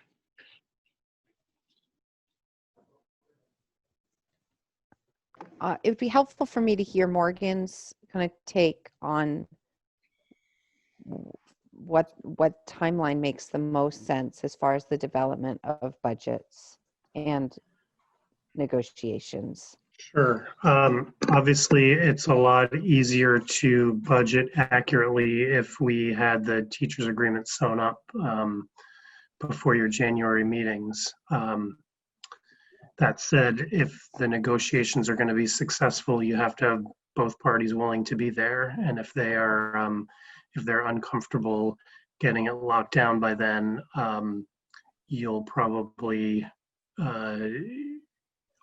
give up any advantage if you're rushing to get it done by then. So I think we can, look back historically around what we've been giving the teachers in terms of raises and budget that way. Certainly, probably every other year we do this, we're making guesses as to where that agreement's going to land.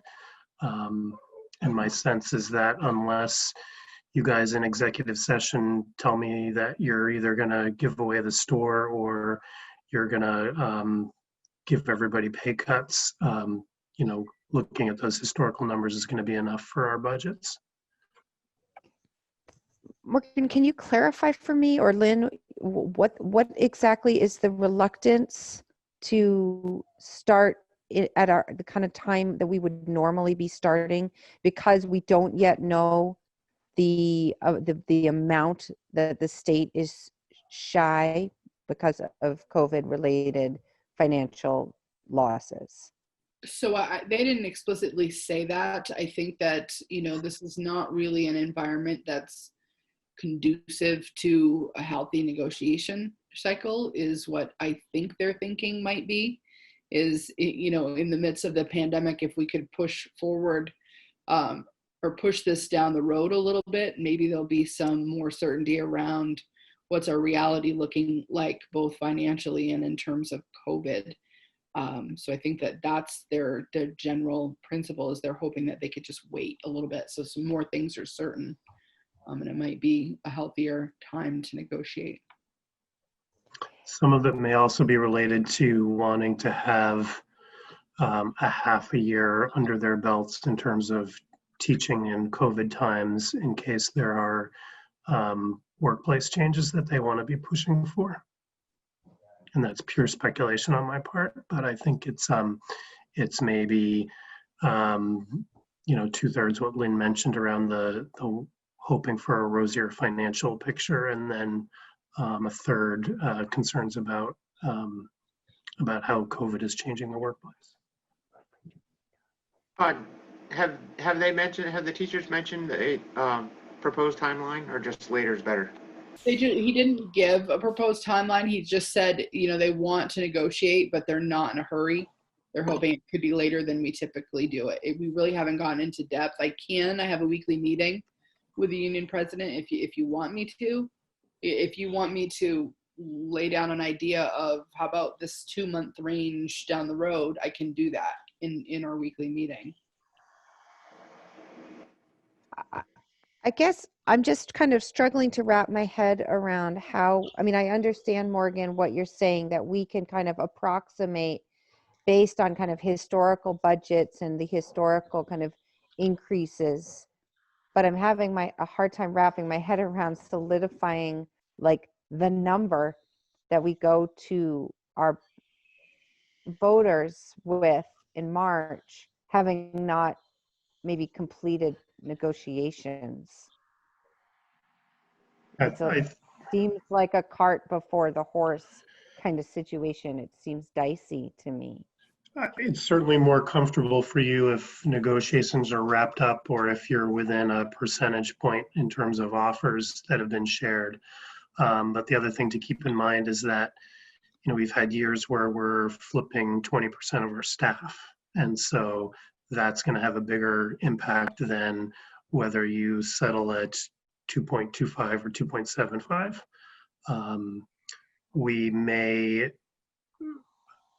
We're still anticipating, I think, a batch of retirements. Jamie was having connectivity trouble, so I suspect she's dropped off the call, but there's this bubble of teachers whose spouses are now eligible for health benefits under teachers' retirement, and we're sort of waiting for that shoe to drop and a bunch of those folks to move on. And that, you know, if that happens in large numbers, that's going to have a bigger impact than where you settle in your salary negotiations as well. So there's a lot of moving parts to it, and if we can finalize any of them, that's great. But I don't think you as the board should be rushing to get a deal just so you're more confident in your budget numbers. Okay. And any indication from the state yet as far as the shortfall in the education fund, or in how you, like, what's the word from this at the state level right now? Morgan, did you get an update at Vsba? We didn't. So the last update I got was in the range of 60-ish million. Do you have any other information, Morgan? I'm just hearing from a couple of different directions that, at least in terms of tax rates for FY22, it's the legislators' intent that that school districts aren't harmed by the revenue loss due to COVID. So that it feels a little bit like they may be kicking the can down the road for a year, but they're not wanting those big revenue hits to translate into increased property taxes. And that'll be clear on December 1st when we get the tax commissioner's letter, whether the administration is playing that game or not. Okay. So Lynn, based on your kind of conversations with the union rep, do you feel as though they would prefer a December, January negotiation window? I think they're hoping for even later than that, to be honest. Oh, wow. Okay. Like February, March. January. Oh, I was going to say January, February. Yeah. I mean, I can check in and bring this back to you in November. Okay. Well, because clearly it's not going to happen in November, it sounds like. That would be wildly ambitious, I guess. Okay. And you may What, any think that, other? that December is a good idea now, but once we hit December, you're going to think that wasn't such a good idea. So I would say, Okay, if you want to propose starting right off in January and see if they're comfortable with that, that would, I think, make some sense. how do others feel?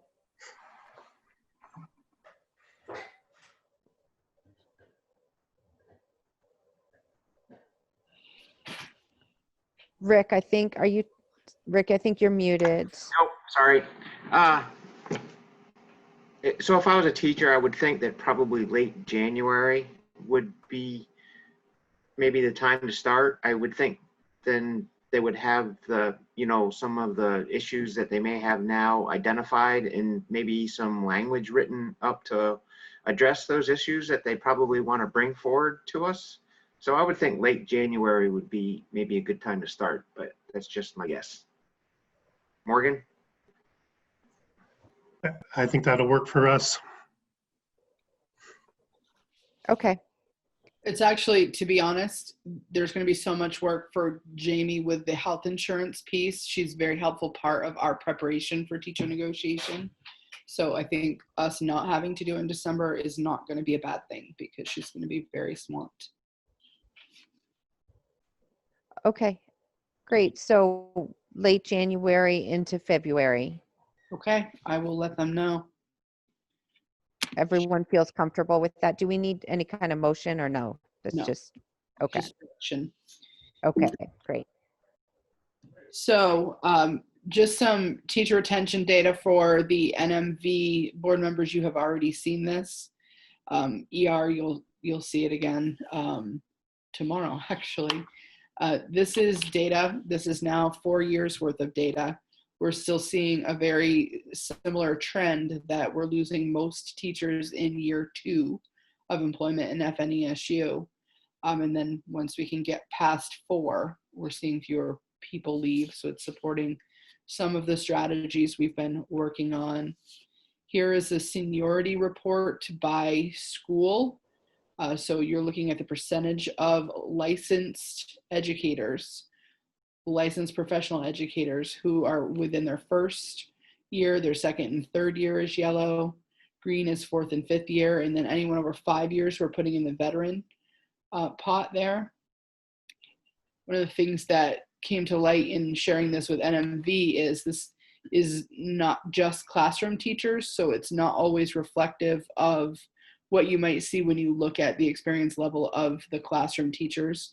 So all other licensed professionals are also in there as well. So we've been tasked by the NMV board to look at this through the lens of assignment as well. So we'll be having another way to unpack this data later.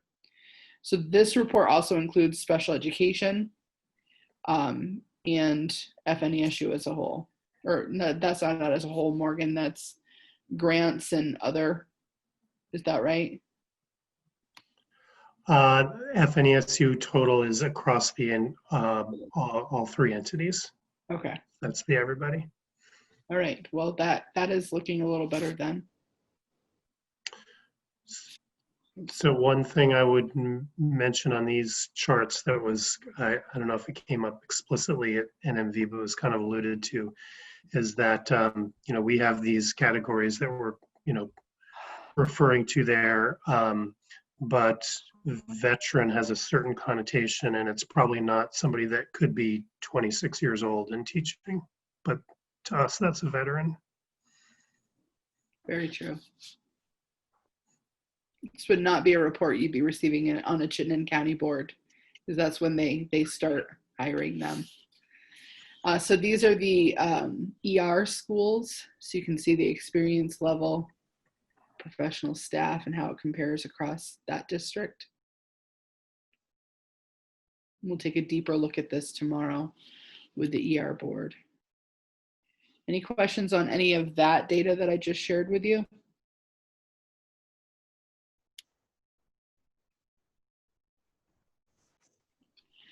So I'm going to jump us into October 1st enrollment numbers. So these numbers in a normal year would really make us anxious. In this year with COVID, we definitely are understanding where some of this is coming from. So this is giving you a look at all 9 of the schools.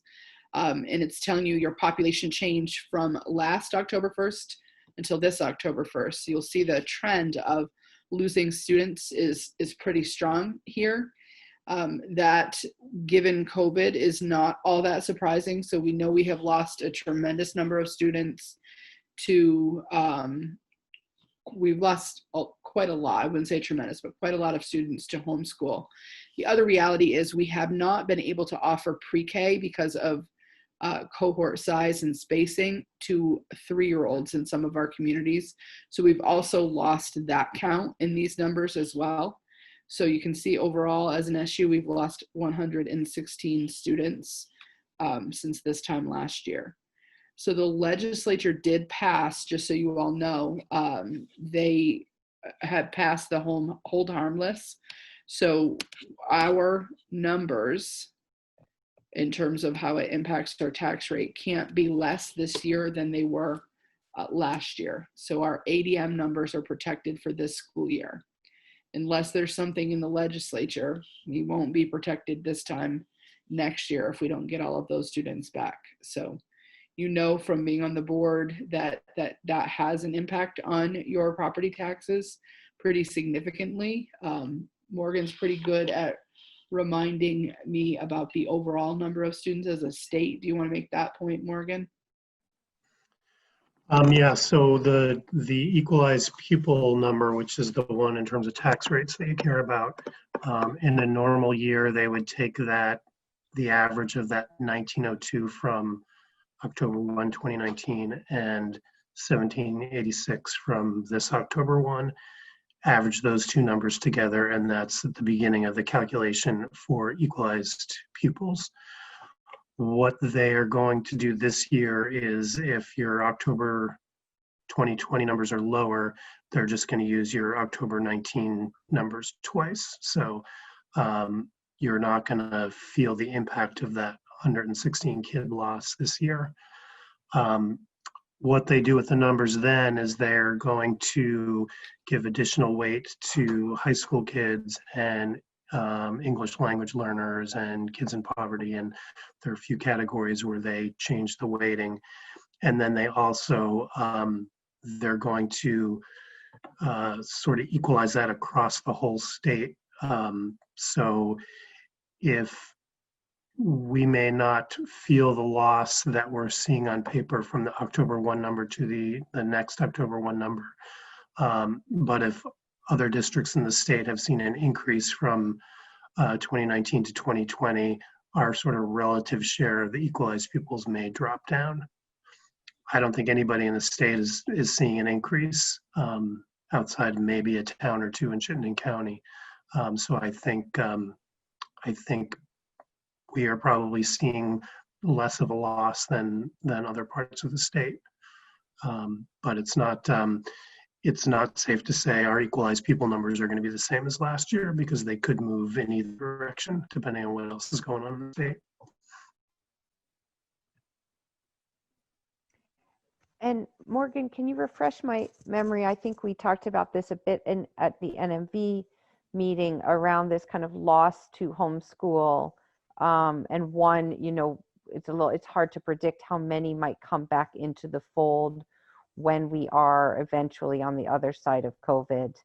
But I'm assuming this hold harmless that the legislature has established is only relevant for this, you know, for the FY 2021. And so it could potentially then affect us significantly for the following year if we still see this same number of families choosing to homeschool. Right. Right. They would need to pass another bill for the hold harmless. So if the trend continues, that should be a decline in your equalized pupils. What I don't know, because I haven't dug that deeply into the bill that was passed, is next year when in theory they're looking at October 2020 and October 2021, even if we've got a vaccine and all the kids are back and the the families that homeschooled for a year have sent their kids back. I don't know if we're going to be kind of weighed down by this this low October 2020 number, or if they're going to build in another hold harmless provision. Again, as long as they're treating all the districts across the state the same, your concern is really just sort of how you're doing relative to your peers. But that's something that that I suspect they will be discussing in January when they're back.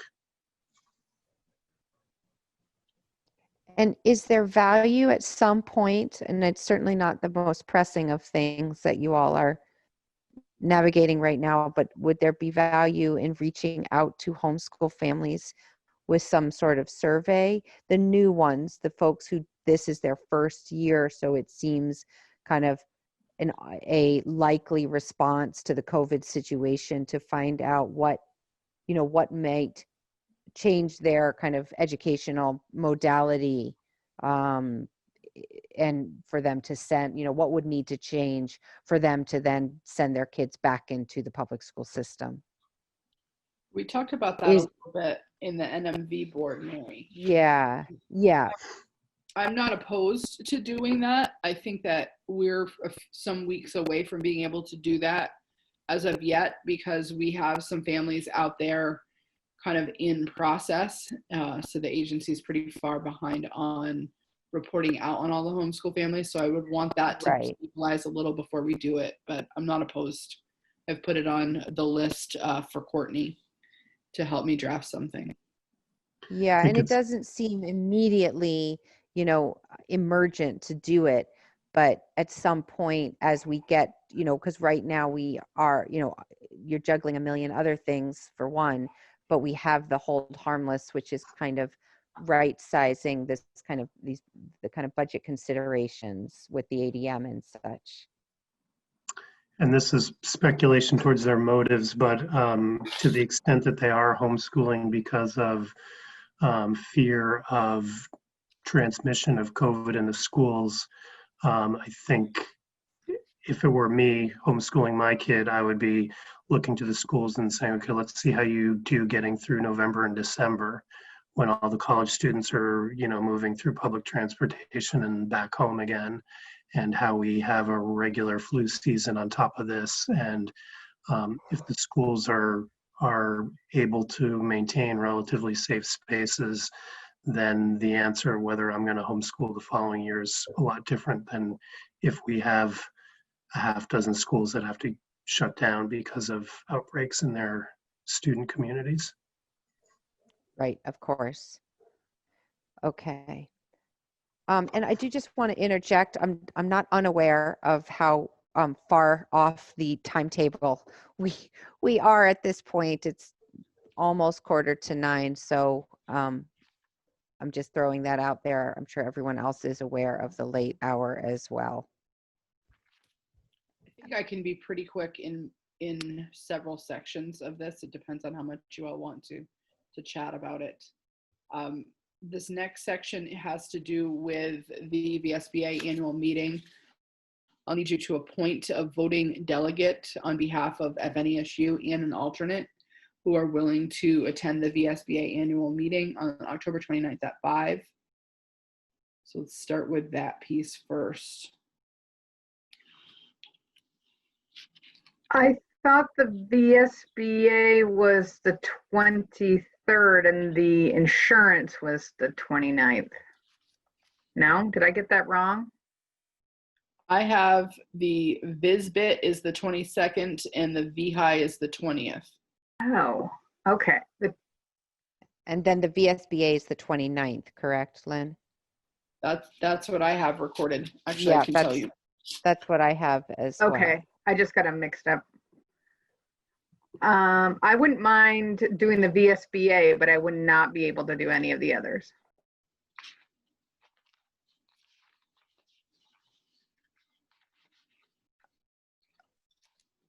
Well, that's great. I mean, do we want then to appoint Paulie as the delegate for the VSBA meeting?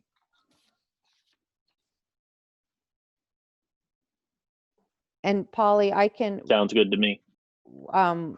Lynn, I know in NMV we talked a little bit about this and when we went over the resolutions, and I do have the response from Sue about that one that we discussed quite at length.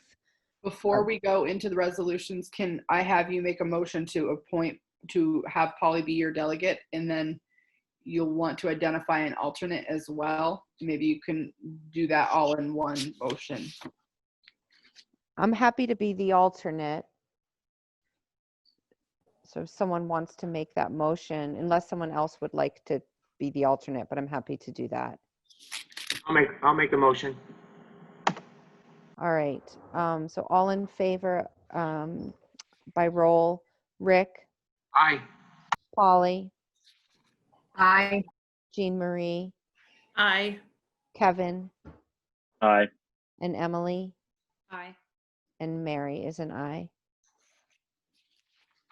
So I sent you out a video and an electronic version of the proposed resolutions. I think there were 10 this year. So if you had the opportunity to review those, this would be a good time to say if you have concerns about them. I know, Mary, we should start with you. You had one that you were struggling with the board's recommendation, the VSBA board, and you were going to get some clarification.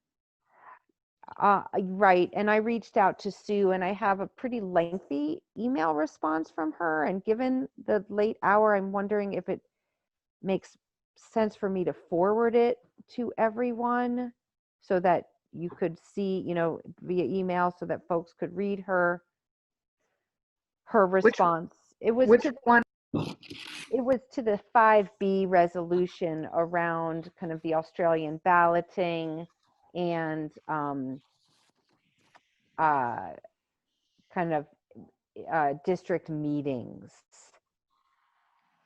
So can I just think what my thinking is we already do Australian ballot. Isn't that for towns that don't do an Australian ballot? They have to hold a meeting prior to deciding that. But we already do the Australian ballot, so it wouldn't apply. Well, right. And I think what we just wanted to clarify was that it wouldn't preclude being able to hold our normal informational meeting, because at least we've identified in NMB that it's kind of an important meeting. We can alternate it amongst the 4 towns. It's a way to kind of keep people involved at that level. And so there was just a little bit, there was just some kind of confusion. The language was a bit hard to parse through as far as whether it precluded then being, holding that informational meeting, or if, that they weren't mutually exclusive. And again, I'm happy to email everyone the threat, like the question I posed and what Sue's response as far as what the VSBA thinking on it is. I think that's fine. And I'm also attentive to the time on this, but if there's going to be a conversation or discussion about which way you hope the delegate should vote, that really should be done here in the open meeting.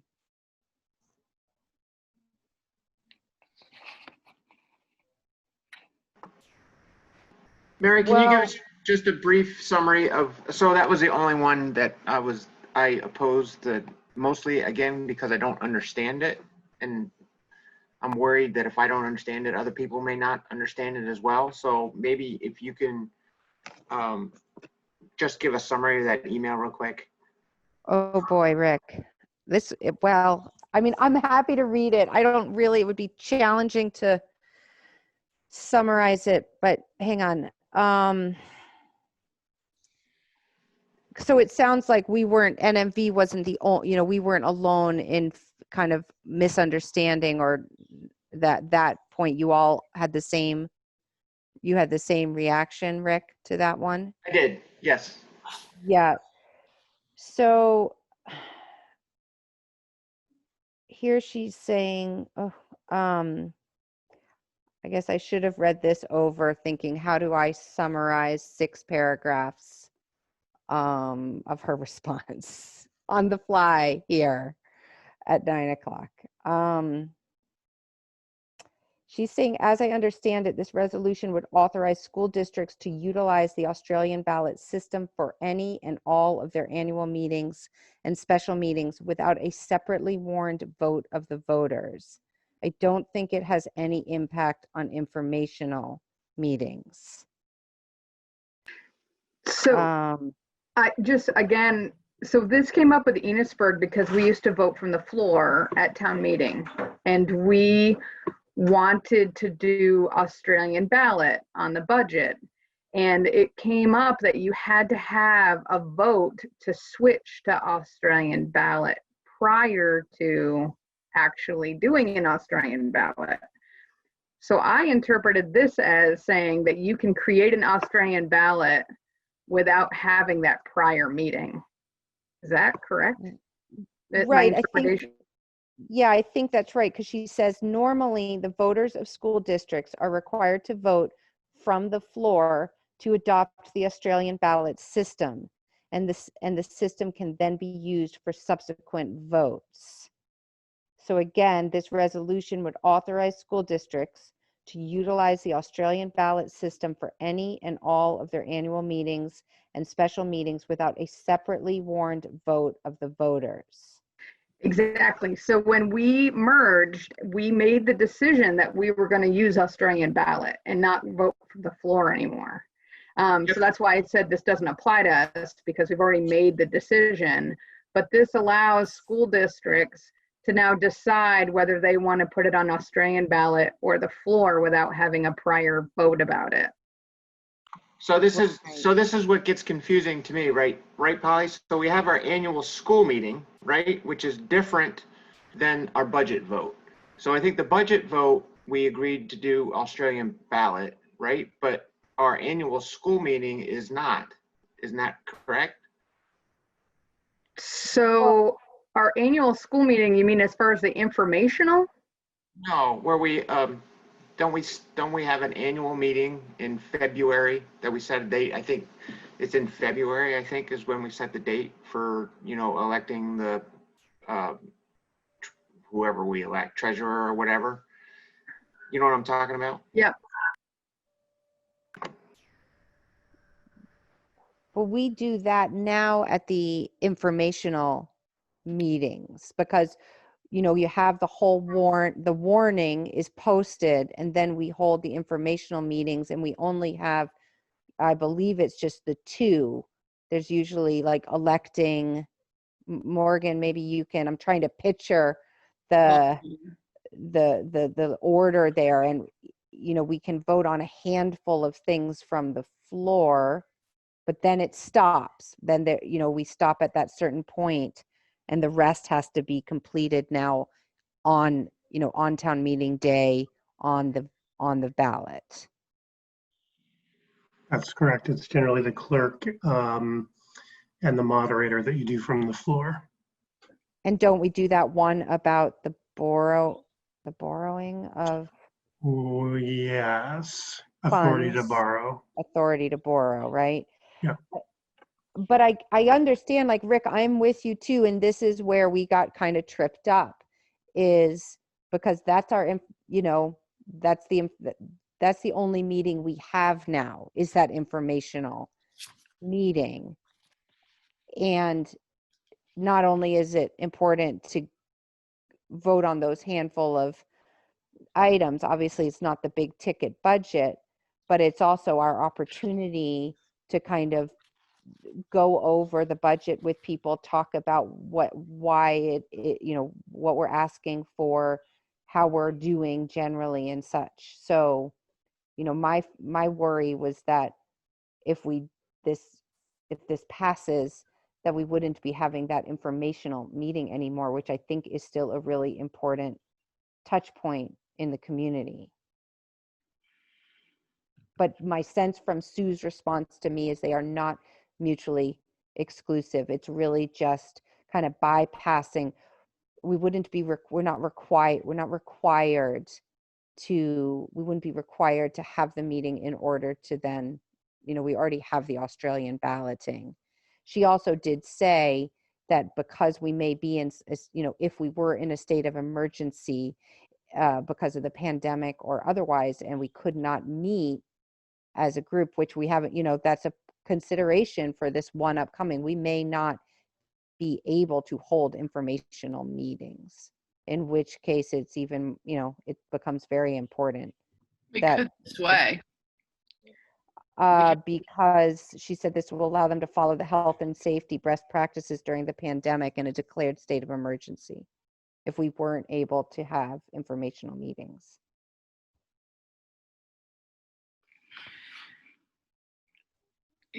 Did she mean if you weren't able to have informational meetings, or if those other districts weren't able to have in-person votes to determine that they wanted to have Australian balloting? That's it, I think. It's the latter. That you can have your informational meetings. You can inform the public as much as you want. You just now don't need to ask their permission to hold an Australian ballot. She says, Lynn, it provides flexibility by allowing those districts which normally hold floor votes to use the Australian ballot system. This will allow them to follow health and safety best practices during this pandemic and declared state of emergency. Yeah, I think Paulie's got that line of thinking, that this is just making it so if you were a community, like if we were still in the place where we voted for everything, the budget from the floor, but we were in a state of emergency and we couldn't bring people in to vote safely, this would allow you to make that shift to be an Australian balloting district, so that people could vote through Australian ballot and not have to come in person for a meeting. For us, our informational meeting, there's no reason we couldn't still have it remotely, even if we were in a state of emergency. And in fact, I believe by statute, we're required to have an informational meeting within so many days prior to our vote. So I definitely do not think this takes that informational meeting away. I think it's just intended to give people some flexibility because of COVID.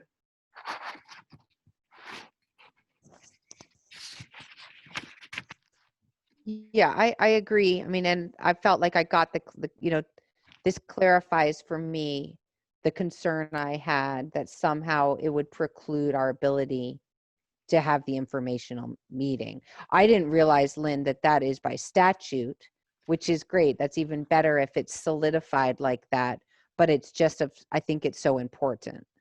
Morgan, please correct me if I'm wrong, but I believe it's in statute that we have to have it between this number of days, I won't get the number of days right, but between this number of days and this number of days before the vote. We had to look that up when we were trying to figure out when those informational meetings were supposed to happen. I think that's correct. So Rick, does that kind of clarify for you what your reservations were? I don't know, I'm reading again real quick, but I think so. I think, but I'm not. Yeah, I think so. Okay. I'll still forward the entirety of this because I kind of parsed through what parts of Sue's email I read just now. I'll forward it to anyone, and with the understanding that we can't really have a discussion over email, but if people really felt like in advance of that VSBA that it was important enough to circle back to this in an open meeting, we could do that. Does that sound good? Okay. All right. In terms of the other resolutions, is everyone okay with the VSBA's recommendations? Any others that you felt like you needed to talk with so that Paulie and potentially Mary are informed? I felt comfortable with the VSBA stance on all the remaining ones. I'm attending. Do we need the same for FNESU? Yes, so you have to have someone who will vote on behalf of FNESU at both meetings. Could I do that on behalf of the SU as well as NMV? If people want to simplify it? We just are going to send proxies with whoever the designee is to VSBA or VHI Vsba. Yeah. Okay. Well, I'm happy to do that. But if someone else would like to for FNESU, that's fine too. Go for it. So you want to Okay. make a motion? I will make the motion. Okay, so all in favor by roll, Paulie, Aye. Jean Marie, Aye. Kevin, Aye. Emily, Aye. Rick, Aye. and Mary is an aye. Okay. Can you So repeat the motion for Amanda? Who's taking notes? The motion is that Mary will be the FNESU rep for the Vsba and or proxy for the Vsba and VHI annual meetings. Yep. Thank you. So I spent a fair amount of time talking about this in the NMV board, and I will speak about this tomorrow night at the ER board. This is just a reminder of these were the benchmarks that were established to determine our readiness to return more students to more time in person. We have established the following timeline generally for FNESU schools. And at this time, we have not made the decision to add to that because the guidance hasn't shifted. We're trying to figure out what to do with sixth grade. That was, the guidance has shifted for sixth grade now, but none of the older grade levels. So there may be a decision including sixth grade coming in the future, but we do have some size of classroom and number of students in groups issues once we get into the middle high school. So that continues to be the struggle. Any questions there? So about an hour before the meeting, I sent on my work plan for the year and reflections from the goals that I had set from last year. So maybe timely in terms of the board working to do some sort of a evaluation process for my performance. So I just want to remind you that there are some live links in there so that you can look at artifacts if you choose. Some you may not have access to. Your best chance of having access to some of those links will be if you use your FNESU email if you're wanting to see some of the artifacts. I just want to remind you that is a multi-year plan. We're expecting this to be work that takes us some time to get to. So it's going to build over the course of the next several years, as you'll see when you look through it. I know a couple of you went in to take a look at that. Did anybody have any questions? If you do, we can also talk about it next month. Okay, at the last meeting, you asked us to do a central office space needs assessment.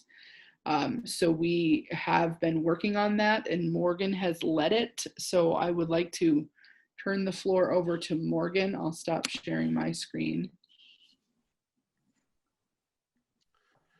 Thanks. So we did a quick review of the current space that we have at the office in Richford. And for those of you who aren't familiar with it, we've got the entire upstairs of the post office building, probably about a third of the downstairs, and then a little bit of space down below in the basement, technically for storage, although it's more like more document destruction than storage down there.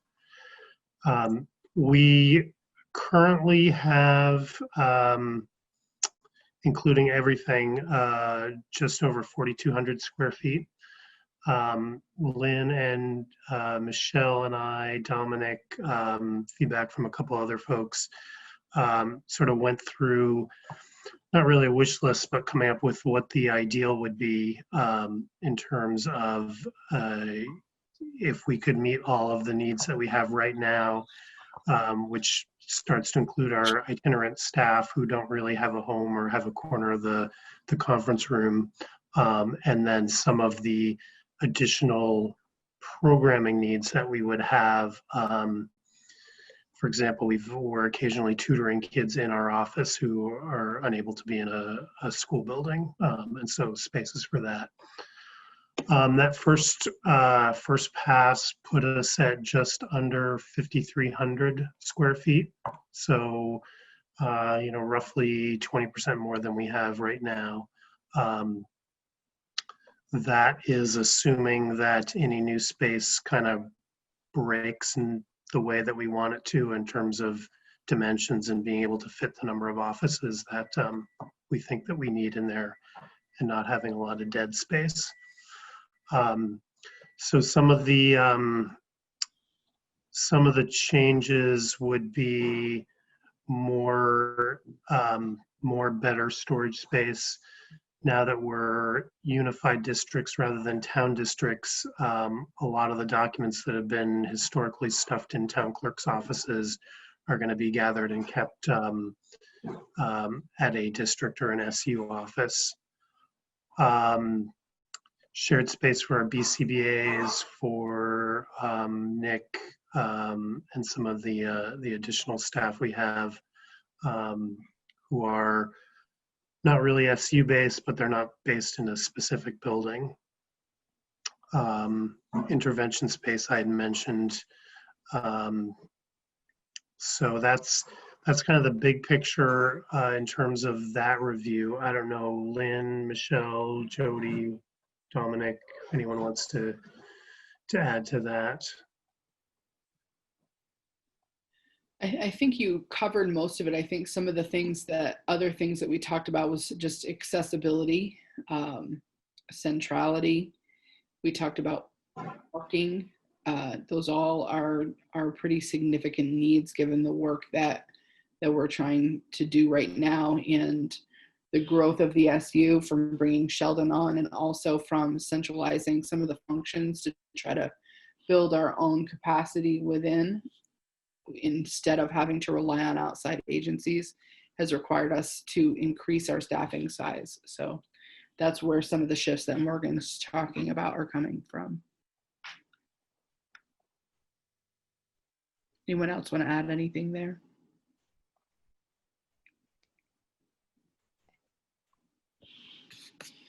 And Morgan or Lynn, I mean, I know already you're shy on you, even before kind of social distance needs, you were shy on office space.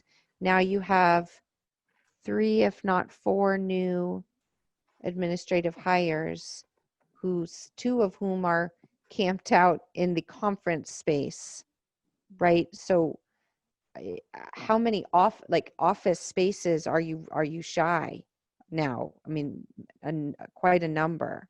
We have, I'll talk about this through the lens of, we have, if I think about Michelle's program and what she's trying to build in terms of the work with the BCBAs and the behavior specialists, we're having to have them be mobile, so they're in schools more, and we only bring them in when we need to because we really don't have a space. So there is a shared space that really has, I think, 1 or 2 desks in a corner of Robin's office. So there are probably 5 or 6 different people who work in and out of that office. We have in the curriculum part of the office that's also shared with Courtney, so for communications, and Heather for after school program. There are 4 people working out of that office. We have 2 currently assigned to the conference room that are working more either in schools or remotely. And we have a new hire from NMV who will have to provide an office space somewhere in that conference room tomorrow. In terms of downstairs, we have 2 rooms. We have 4 people in the back in the business office, in the front where Morgan is. There are 3 people in that office space, and those are just 2 open rooms. So there's 7 people. People are on top of each other is what I'm getting at. So there is a need for there to be spaces that allow people to spread out and have less, in my mind, I would love people to have a whole lot less interruption by having to share your space with that many people. I think the productivity is certainly impacted at times because of the space. Yeah, absolutely. That seems really untenable for the long term. So I know we talked a little bit toward the end of last month's meeting then in advance of, kind of hearing from Morgan on this kind of space assessment and needs that are, and the needs just even beyond just the space, as you said, Lynn, parking, accessibility for ADA and such. Where does the board feel like now we want to kind of go with this as far as exploring what other spaces may be a better fit for this, the growth that we're experiencing?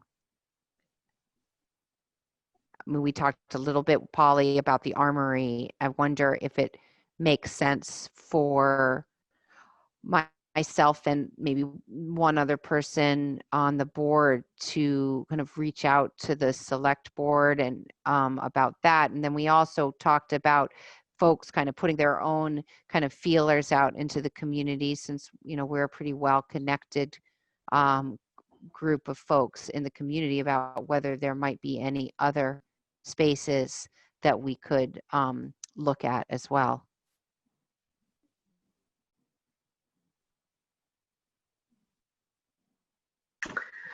So thinking select board meetings are the first and third Mondays of the month. So if you wanted to have a conversation with the Enosburg Select Board, you just have to get on the agenda. Yeah.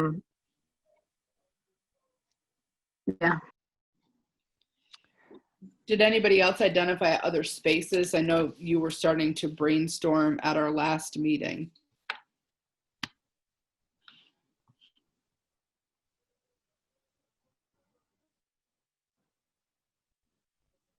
Okay, so sounds like no other kind of thoughts on spaces other than potentially the armory.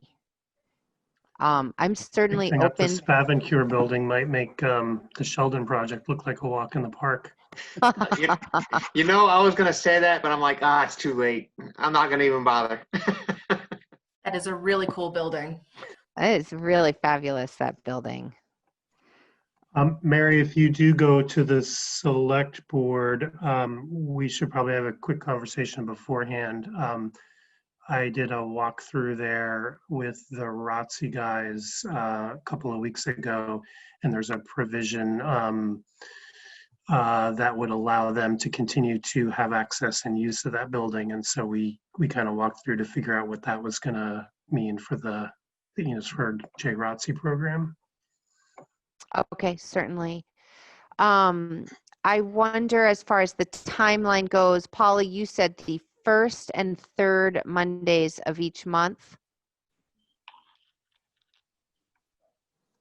Yes, I do know that the October 19th meeting is pretty full, so you'd be looking at the November 2nd or 16th would be the first ones. Okay.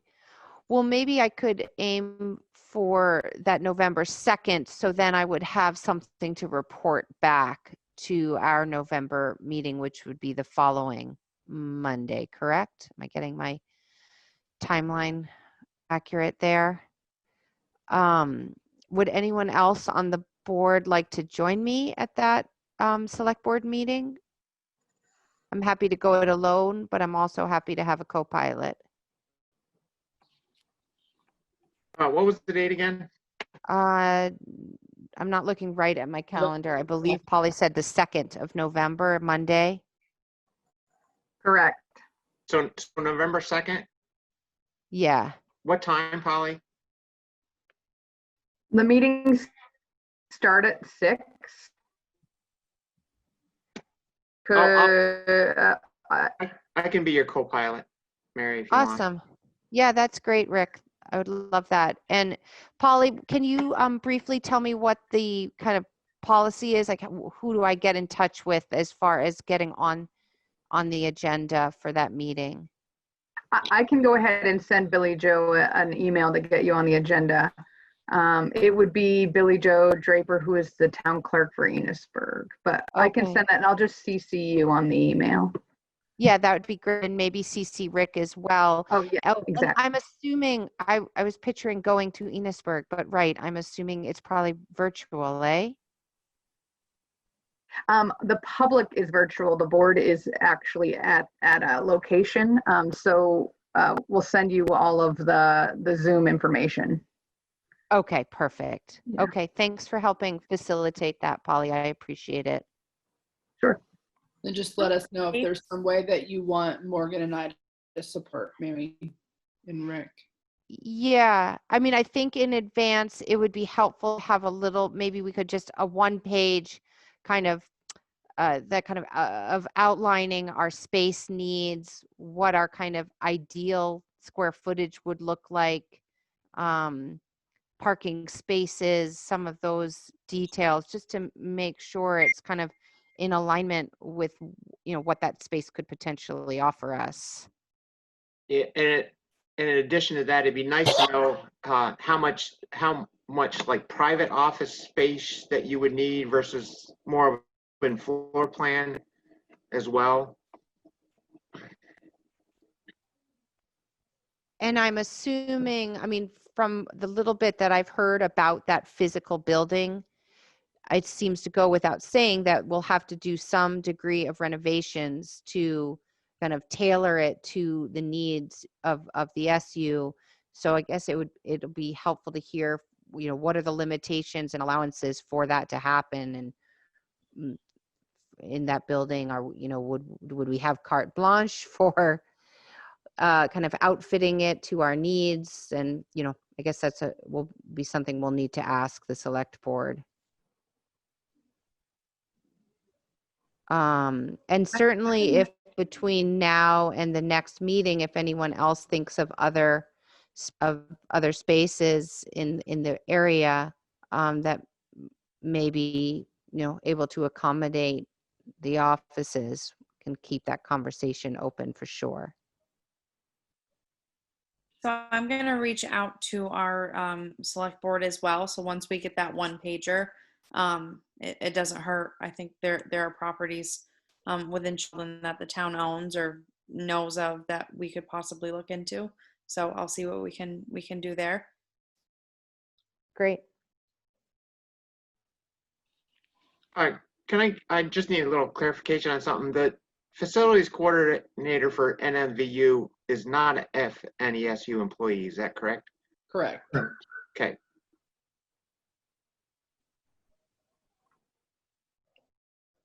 But Lynn, but he will kind of be working out of the SU offices, eh? Right. We're trying to give him a home, and there's not really a home available within any of those 4 schools. So that's why he'll be working out of our office. That makes sense. So the last thing I have is just under personnel, and that's executive. So we could let everybody but Morgan go. Okay. I'll move to go into executive. Okay. Do we need to do a roll on that since it's a formal motion? Probably. Okay. Rick? Aye. Polly? Aye. Emily? Aye. Jean Marie? Aye. Kevin? Aye. And Mary is an aye. All right, out of executive with no motions. And just to kind of follow up before we adjourn for the evening, I know everyone that I can see looks very weary. So as far as the future agenda items, I just want to get clear. I know we're going to bring, Polly's going to facilitate the reaching out to the select board for Enosburg for Rick and I to participate in that Monday, November 2nd meeting as it pertains to the Armory. And then Lynn, you'll be coming back to us in November as well.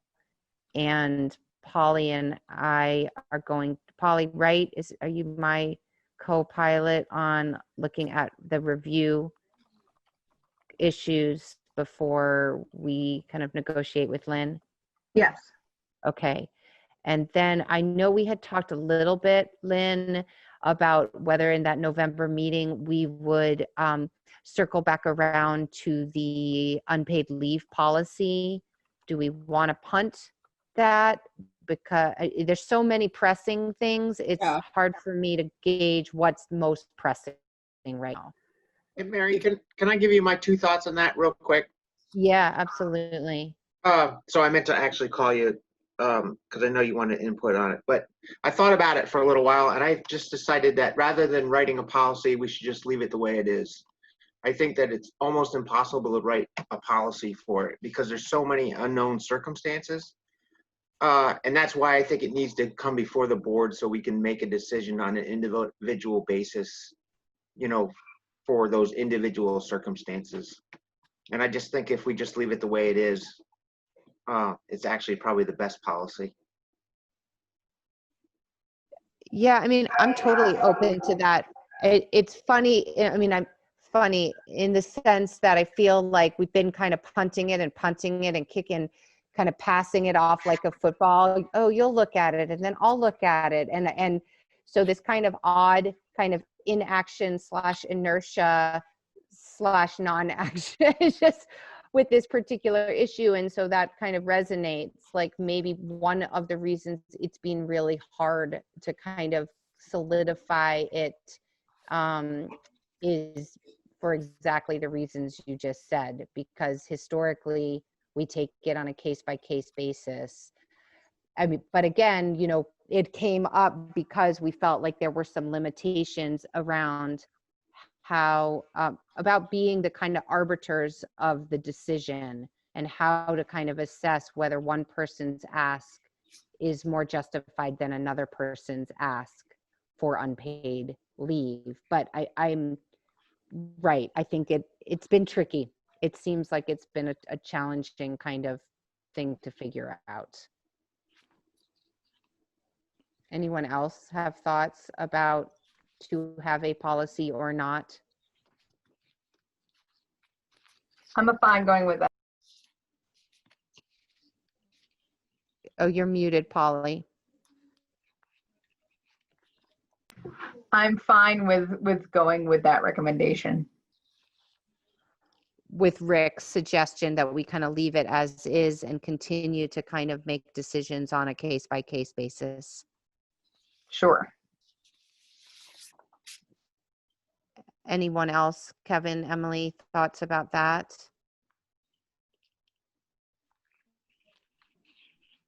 Lynn, how do you feel about that? I'm fine with that. I mean, I think we brought up this conversation in a year where you, as a board, were getting inundated with requests. And I have not seen that to be a continuing pattern. And I do think it makes sense to just take it up as it comes. Okay, great. All right. The last thing I need, Mary, is just you to stay on so we can figure out how you're going to sign the proxies. Sure. Okay. Anything else, folks? All right. Thanks for hanging tight till 9:40. Jean Marie, at least you don't have to change into your pajamas.